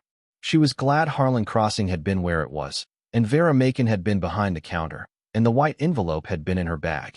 She went back to the basement inventory. Bobby Griggs came back one more time. In April, 3 weeks after Howard's formal appraisal team had completed their initial survey. He arrived with a man she didn't recognize, younger, in a suit too clean for Caldwell Creek Road, carrying a presentation folder. They'd driven up together in a sedan with a Chattanooga license plate. She met them at the gate. The new man introduced himself as a partner at a real estate investment group in Chattanooga with experience in large rural land acquisitions. He spoke with the measured confidence of someone trained to make numbers sound smaller than they were and smaller numbers sound larger. He talked about the resort corridor expanding through the state and the economic development potential for Granger County and the mutual benefit of aligning private property interests with regional growth priorities, and she stood in the cold April air and let him finish. The offer was $2 million. She looked at Bobby Griggs, who stood slightly behind the Chattanooga partner. His expression had the particular quality of a man who believes he has finally found the number that will close a conversation. "The property isn't for sale," she said. The Chattanooga partner absorbed this without visible reaction. He'd been trained for resistance. "We're entirely open to discussing various structures. There's certainly no pressure to make. The property is not for sale at any number," she said. "I'm going to live here. The land is staying as it is. The creek access is not a development asset."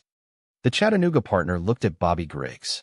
Bobby Griggs looked at the house, at Howard's Volvo parked at the edge of the drive from when Howard had left it 2 days ago while flying to Bratislava, at the cleared yard where work had begun on the porch.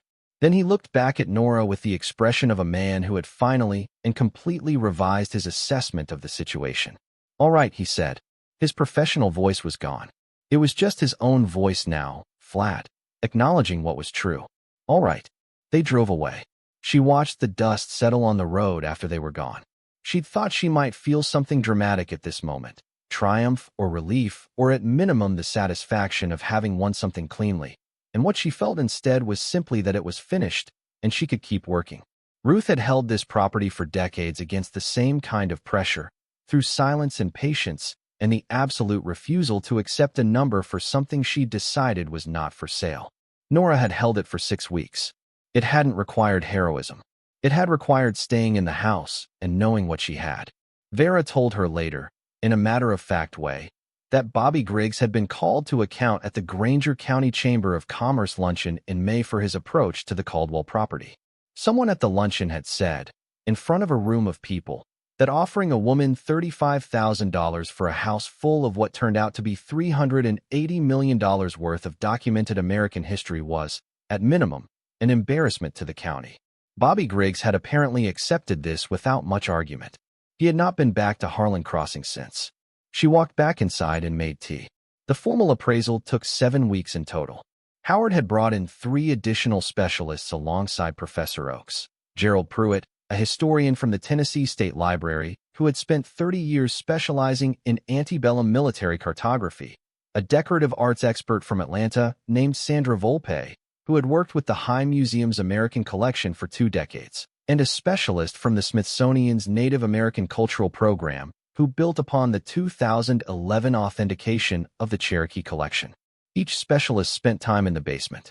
Each left with documentation and a quality of deliberate composure that told Nora something about what the composure was covering. Gerald Pruitt sat at the kitchen table on the second afternoon of his visit and was quiet for a while. She'd learned to let people be quiet after they'd been in the basement. There was an adjustment that happened when you went from looking at objects in a climate-controlled room to sitting in a farmhouse kitchen in Granger County, Tennessee, and sometimes people needed a few minutes for the adjustment to complete. "The 3 maps on the documented lost list," he said finally. "The Corps of Engineers survey from 1863 and the 2 division-level tactical maps from the Knoxville campaign. Historians have been looking for those specifically for 70 years. He turned his coffee cup in both hands.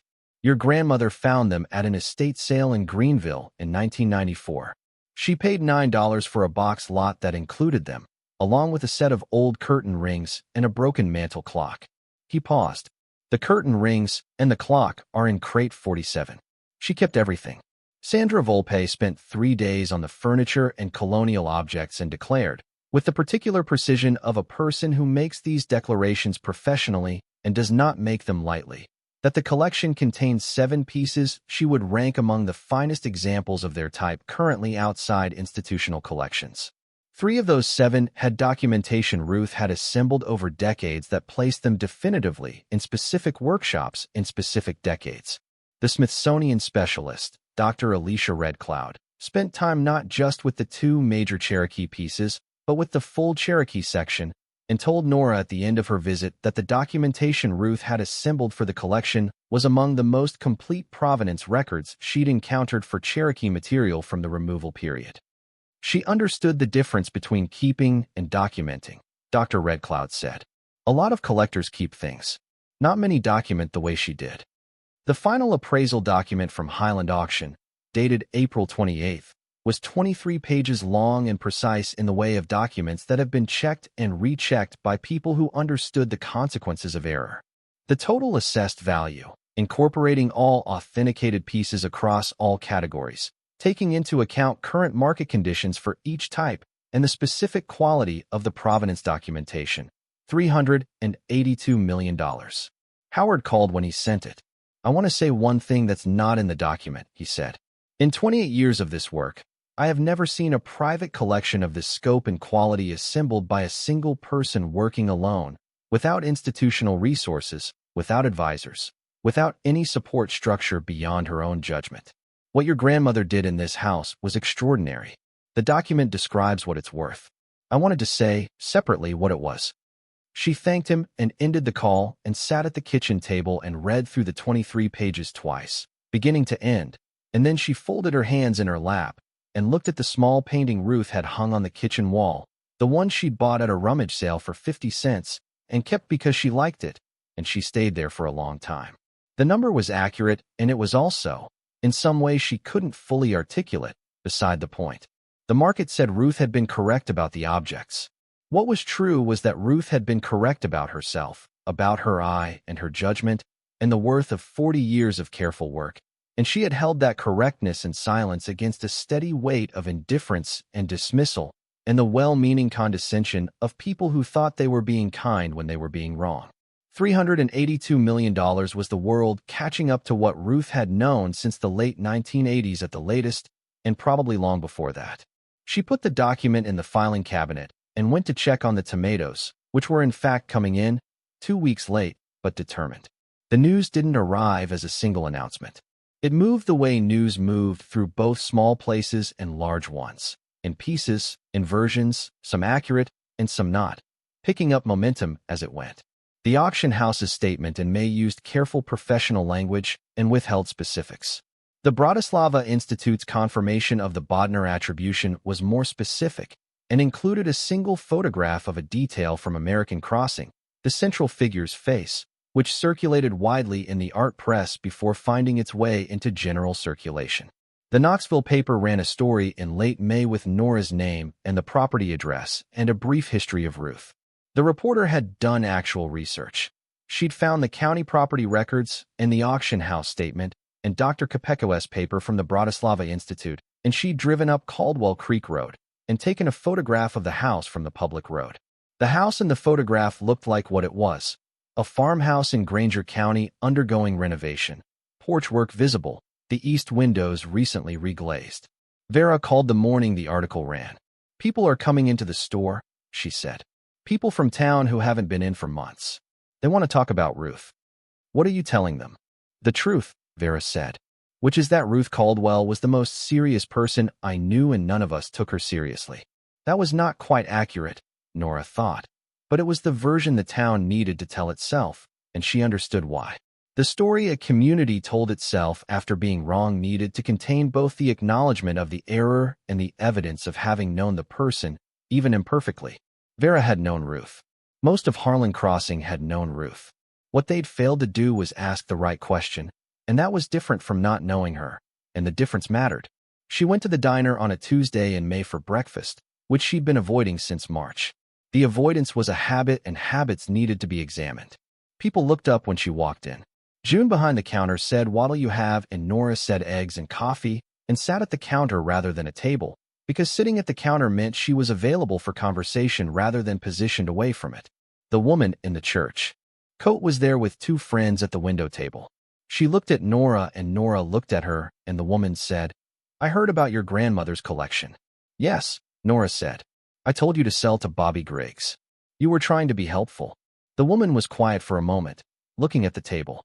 "I thought she was just. We all thought she was just collecting junk." She met Nora's eyes.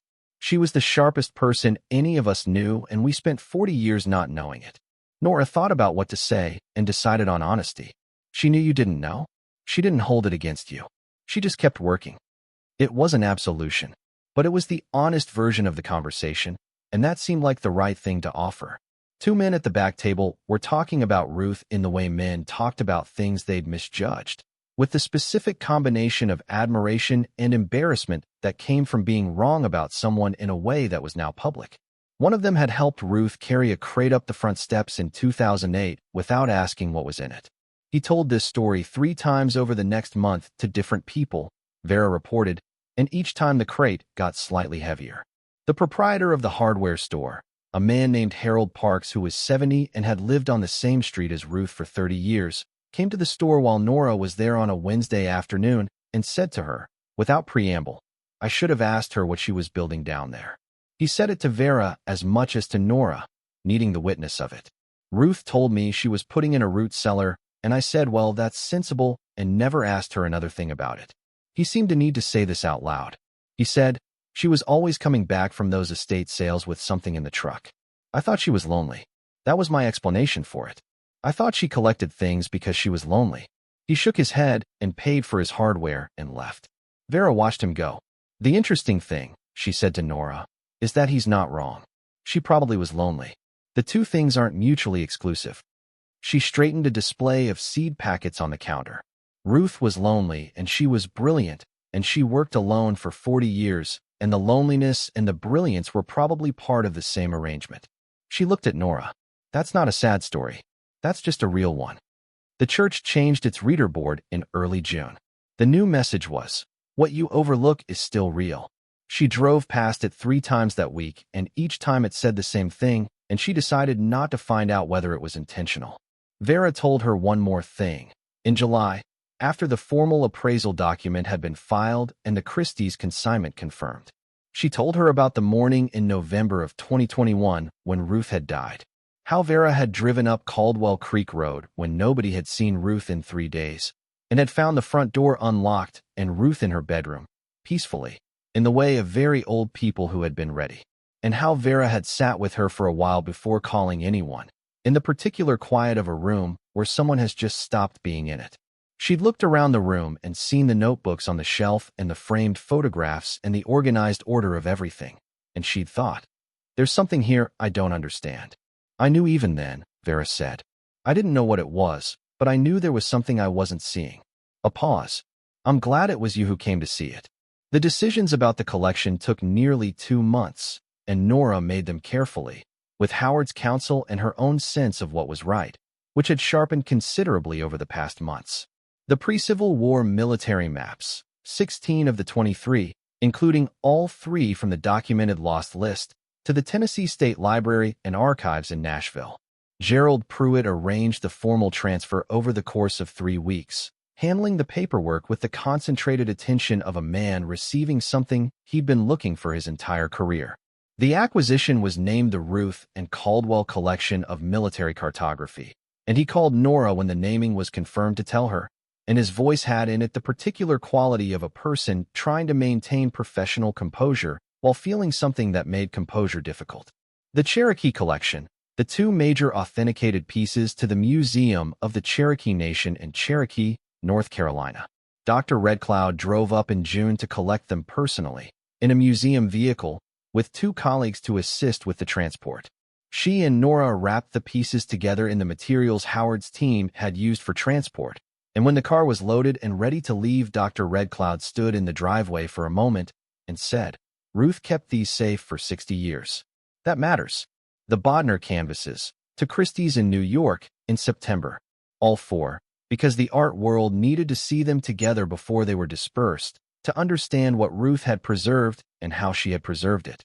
The remaining folk art, furniture, documents, and objects, to be sold through Highland auction over a period of 18 months to 2 years, in organized lots, to give the market time to absorb them properly.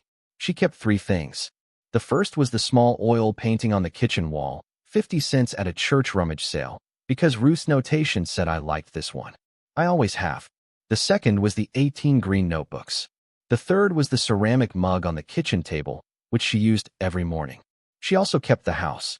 In the 3rd week of June, completing the final survey of Cabinet 3, the one that had required Shoemate's locksmith, she found the letter in a folder at the back of the bottom drawer.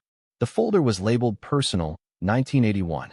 Most of what was in it was extraordinary in October. The Cavalier was fixed in July. Earl Briggs' estimate had been accurate. $940 for the engine work, an additional $60 for belts he'd replaced while he was in there. She paid him from the account she'd opened at the Harlan Crossing branch of the credit union, which now held more money than she'd had in her entire previous life, which was not a thought she'd gotten used to and wasn't sure she wanted to get used to. Earl left the car and the keys and a note that said "Runs good now," and drove off in his own truck.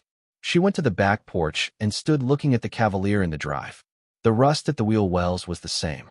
The scratch on the passenger door from when she'd misjudged a parking garage column in 2019 was the same. The car looked exactly as it had when Dale had left it for her in February, when she'd driven it out of Knoxville with her overnight bag and her box of books and $11.63, heading east because east was away. She thought about that morning. The parking lot at 7, the lights still dim, counting the money 3 times in her open wallet, because counting might change the number, and the number didn't change. She got in the car and drove it to Vera's store and bought a bag of coffee and a dozen eggs and drove back. The porch work finished in late July.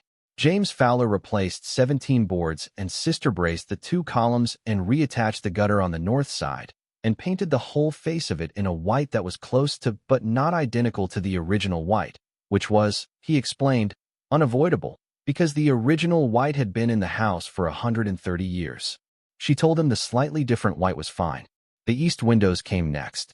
The plywood came down and new glass went in, and the light filled the east rooms for what was probably the first time in years, and she stood in the doorway of the east bedroom and felt the light land on her face and thought about Ruth in this house in the winter, the east windows dark with plywood, the rooms smaller in the dimness. She cleared the garden herself, 3 weekends in late July and August. The privet and trumpet vine came out in sections, roots and all, which was the only way to stop them coming back. Underneath the growth, the kitchen garden revealed itself. The brick perimeter, the raised beds, the soil that had been tended for decades and had not entirely forgotten how to be good. The onions she'd noticed on the first morning were still there, still growing, undisturbed by everything that had happened around them.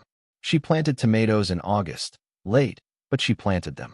She said as much to Vera, who said that late tomatoes were better than no tomatoes, and also that Ruth had always planted late, and it had never stopped her from getting a crop. She went back to the substitute teaching list in September, not because she had to, because she'd been a teacher and the work was hers, and she'd given it up for reasons that no longer existed. The school in Morristown was 20 minutes away and always needed substitutes in the lower grades, and she put her name on the list, and the first call came on the 3rd Tuesday of October, 3rd grade, fractions. 22 small hands working on small problems. The specific texture of it, the questions that came from 11 different directions at once, the window light on the worksheets, the smell of chalk and crayon and industrial floor cleaner. She drove back up Caldwell Creek Road at noon and felt the kind of tiredness that came from doing something that used the right parts of her. And she thought about the 7 years of spreadsheets and client schedules and all the mornings she'd sat at a different desk doing work that had fit around someone else's life rather than her own. She thought about what it had cost and what it had not been worth and what she was going to do instead, and the answer to the last part was already apparent, and she let it be apparent. The scholarship was established in November. The Ruth Caldwell Educational Fund, $3 million to the Granger County school system for students who would be the first in their family to attend college. At the signing, a school board member named Curtis said that Ruth had sat in the back row of every graduation Granger County held from 1970 onward. Never said why. Nobody ever asked. Nobody ever asked. Nora wrote this in her notebook that evening, not in inventory columns, but in her own voice, because it seemed like the kind of thing that needed to be recorded somewhere permanent. The Christie's auction was in September. She flew to New York, first time on a plane in 6 years, and sat in a window seat and looked at Tennessee from above and tried to find the ridgeline that ran past Harlan Crossing, knowing she couldn't from this altitude, but looking anyway. She'd been in Granger County for 6 months, and the landscape had done what landscapes do when you live inside them long enough. It had become the shape of ordinary life rather than the shape of somewhere unfamiliar, and seeing it from the air felt like proof of that. Howard met her at the hotel, a place near the auction house that Howard used when he was in the city for significant sales. He brought Clara and Dr. Kopeka, who had arrived the previous day from Bratislava and was still adjusting to the time zone and the size of the city, which she described at dinner as overwhelming in a way that made Nora like her very much. They ate together at a restaurant near the hotel and talked about Ruth in the way you talked about people you'd come to know through their work rather than through their presence, with the particular intimacy of having gone through their files, read their handwriting, held their things. Dr. Kopeka said she had been trying to find evidence of the American period Bodners for 20 years. She said she had never given up on them, but had also, toward the end of the last decade, begun to accept that they. Correspondence from that year, letters received, a few photographs, a carbon copy of a response Ruth had sent. At the very back of the folder was a letter in Ruth's handwriting on 4 pages of cream writing paper. The addressee was Elaine. She took it upstairs to the study and sat by the dormer window to read it. The handwriting was the same deliberate hand she knew from the inventory notebooks, but the quality underneath it was different. In the notebooks, Ruth had written with the attention of a person recording facts. In this letter, she was writing with the effort of a person trying to say 2 things at once and finding the grammar of it almost impossible. The letter began plainly. In December of 1980, you had me evaluated by a physician in Knoxville for what you described to him as deteriorating mental capacity. I was found to be entirely competent, which you knew I would be. I am writing this letter to tell you what that experience was like and why I cannot set it aside. Ruth had told her daughter about the collection. She had told her, over the years, about the paintings and the objects and the climate vault she'd built in 1988, about the catalog she was building, about what she believed she had. Elaine had not believed her. Not entirely. Elaine had stood in the kitchen of the house and listened to her aging mother describe an art collection worth potentially millions of dollars in a basement in Granger County and had heard, underneath the specific claims, the sound of someone constructing an elaborate private reality, and had decided to do something about it. I understand why you did it, Ruth wrote. I have spent months trying to feel it from your side, and I think I do understand. You were frightened for me. You thought you were helping. You saw an old woman living alone who was telling increasingly large stories about the things in her house, and you thought this was a symptom. She paused in the letter there, the sentence ending in a longer space before the next paragraph. What you didn't do was ask me to show you. I would have shown you everything. I would have opened every crate and unrolled every canvas and laid out every piece of documentation I had built over 30 years, and you would have seen that I was not confused. You would have seen the work, but you didn't ask to see it. You decided you already knew. The letter went on for 2 more pages.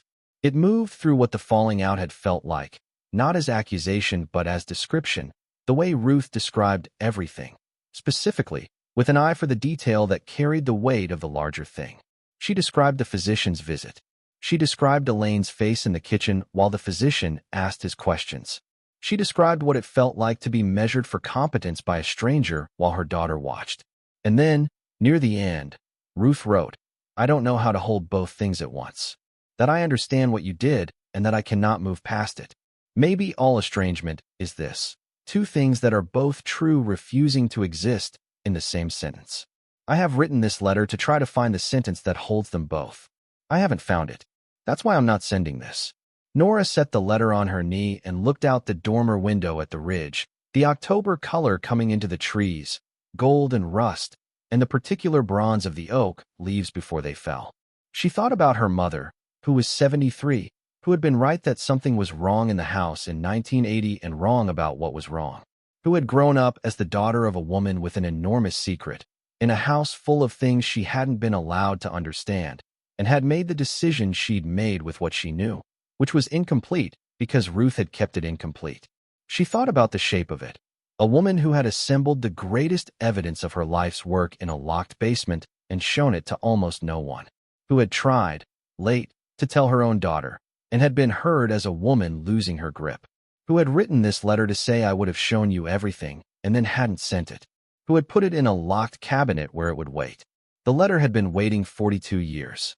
She thought about what it cost to be right in silence, about the particular loneliness of a person who has something true to say and no one to say it to, who builds anyway, who documents anyway, who puts the combination on a page with the corner folded down for someone who might come later and be ready.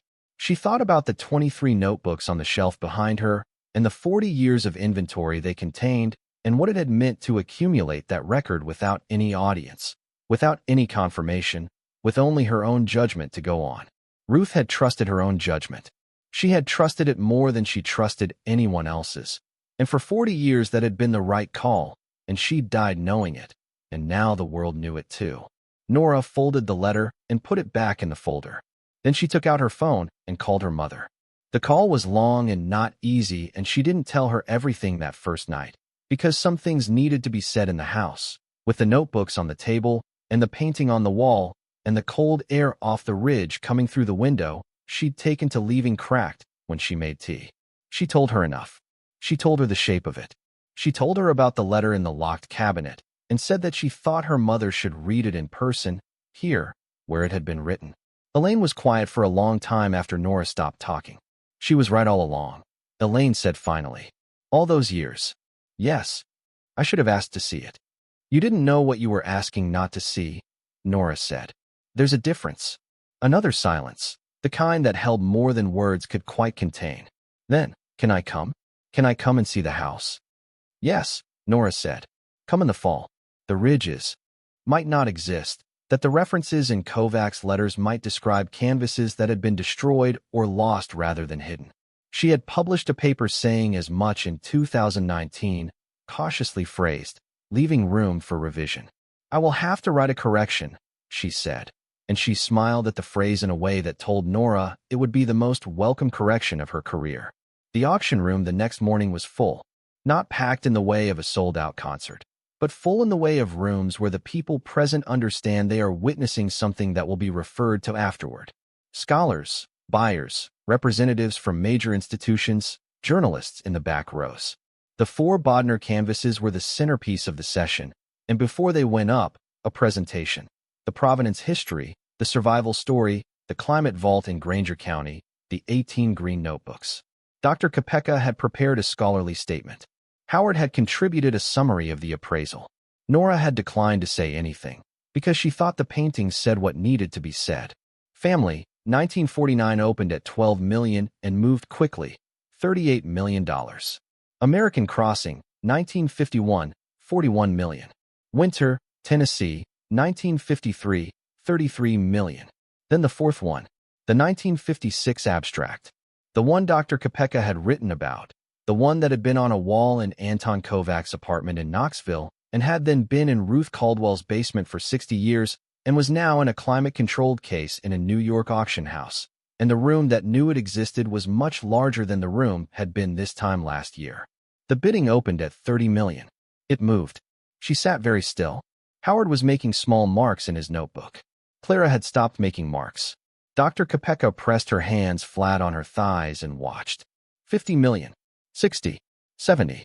The room was doing that particular thing that rooms did when something important was being confirmed by the only mechanism available for that confirmation.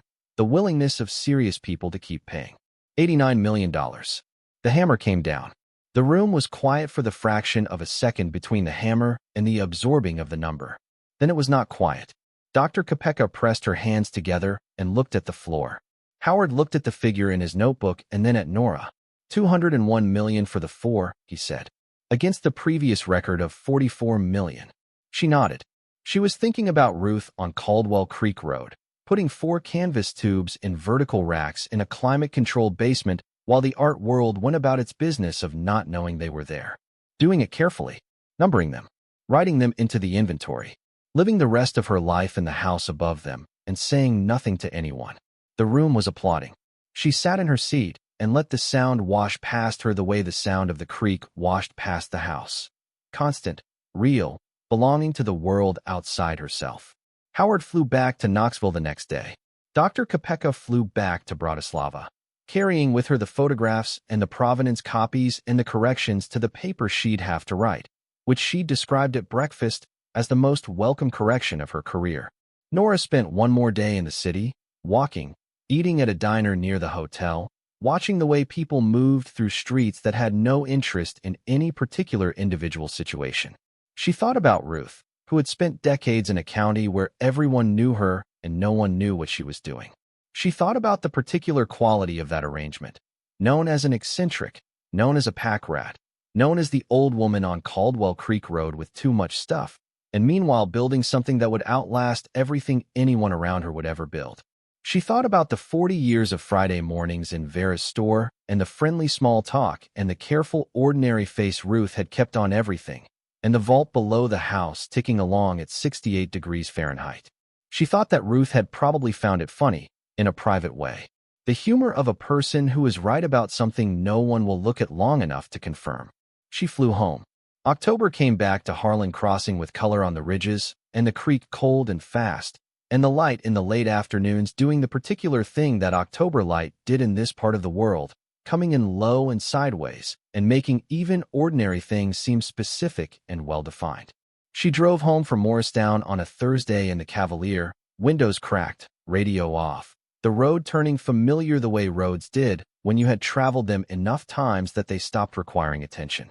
She turned up Caldwell Creek Road and followed the creek north and came around the bend, and the house was there. The porch was solid. The columns stood straight. The east windows were clear glass, afternoon light inside them, the rooms full of the light that had been absent from them for years.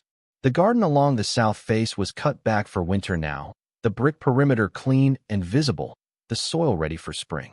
She thought sometimes about the March morning when she'd stood at the end of this drive for the first time, looking at the house with the peeling paint and the leaning columns and the plywood on the windows, and felt the weight of what it was, and what it wasn't, and what it might mean to stay.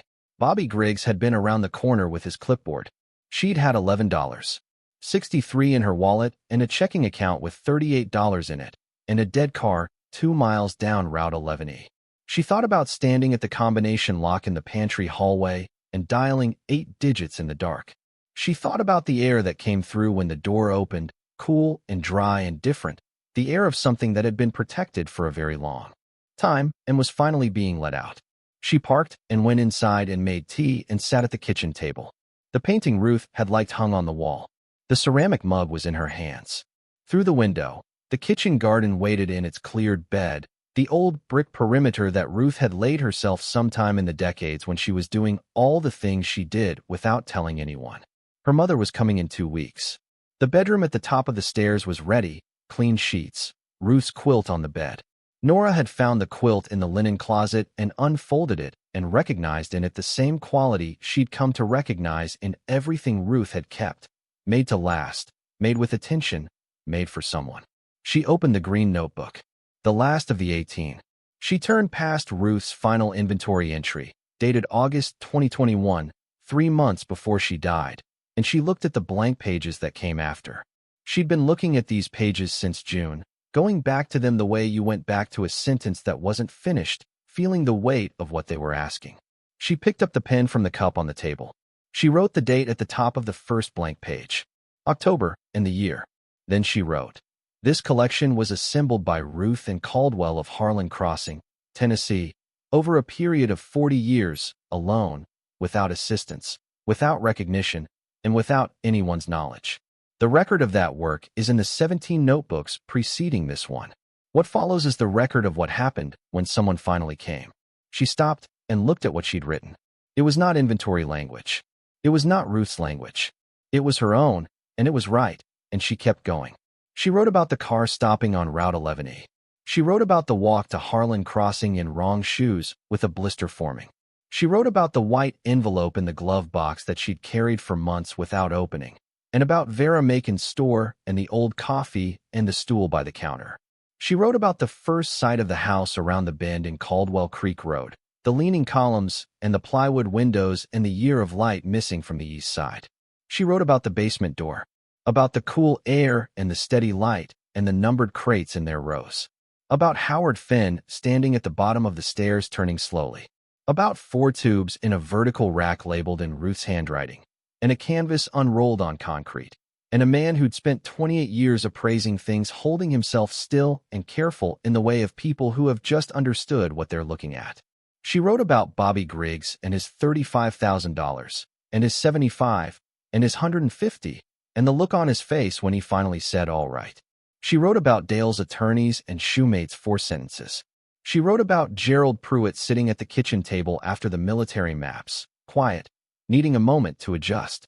She wrote about Vera, about the Friday mornings, 30 years of them, about Harold Parks at the hardware store saying I should have asked her, about the woman in the church coat saying we spent 40 years not knowing it.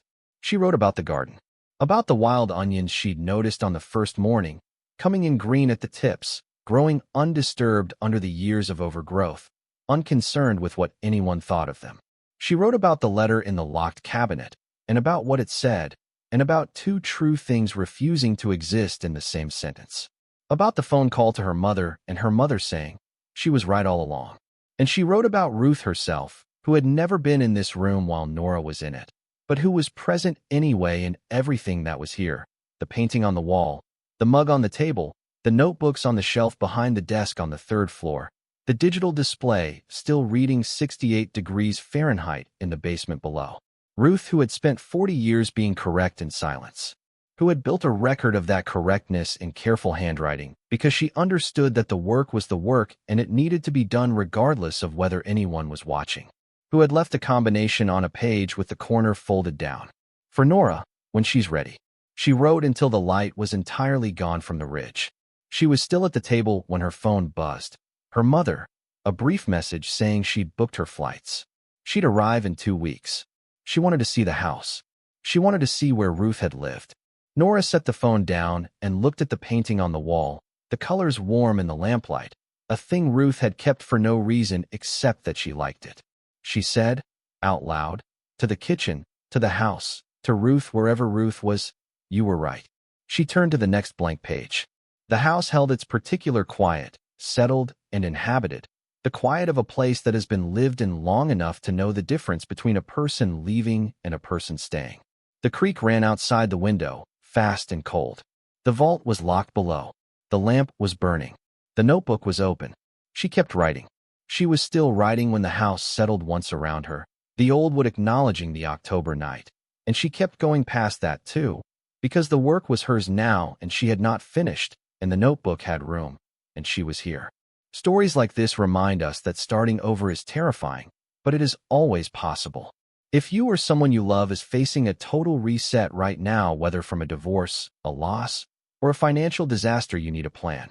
Scan the QR code on your screen or click the link below to get the Phoenix Blueprint for just $17. It gives you the exact steps you need to take in the first 48 hours and a 90-day plan to get your independence back. Thank you for watching.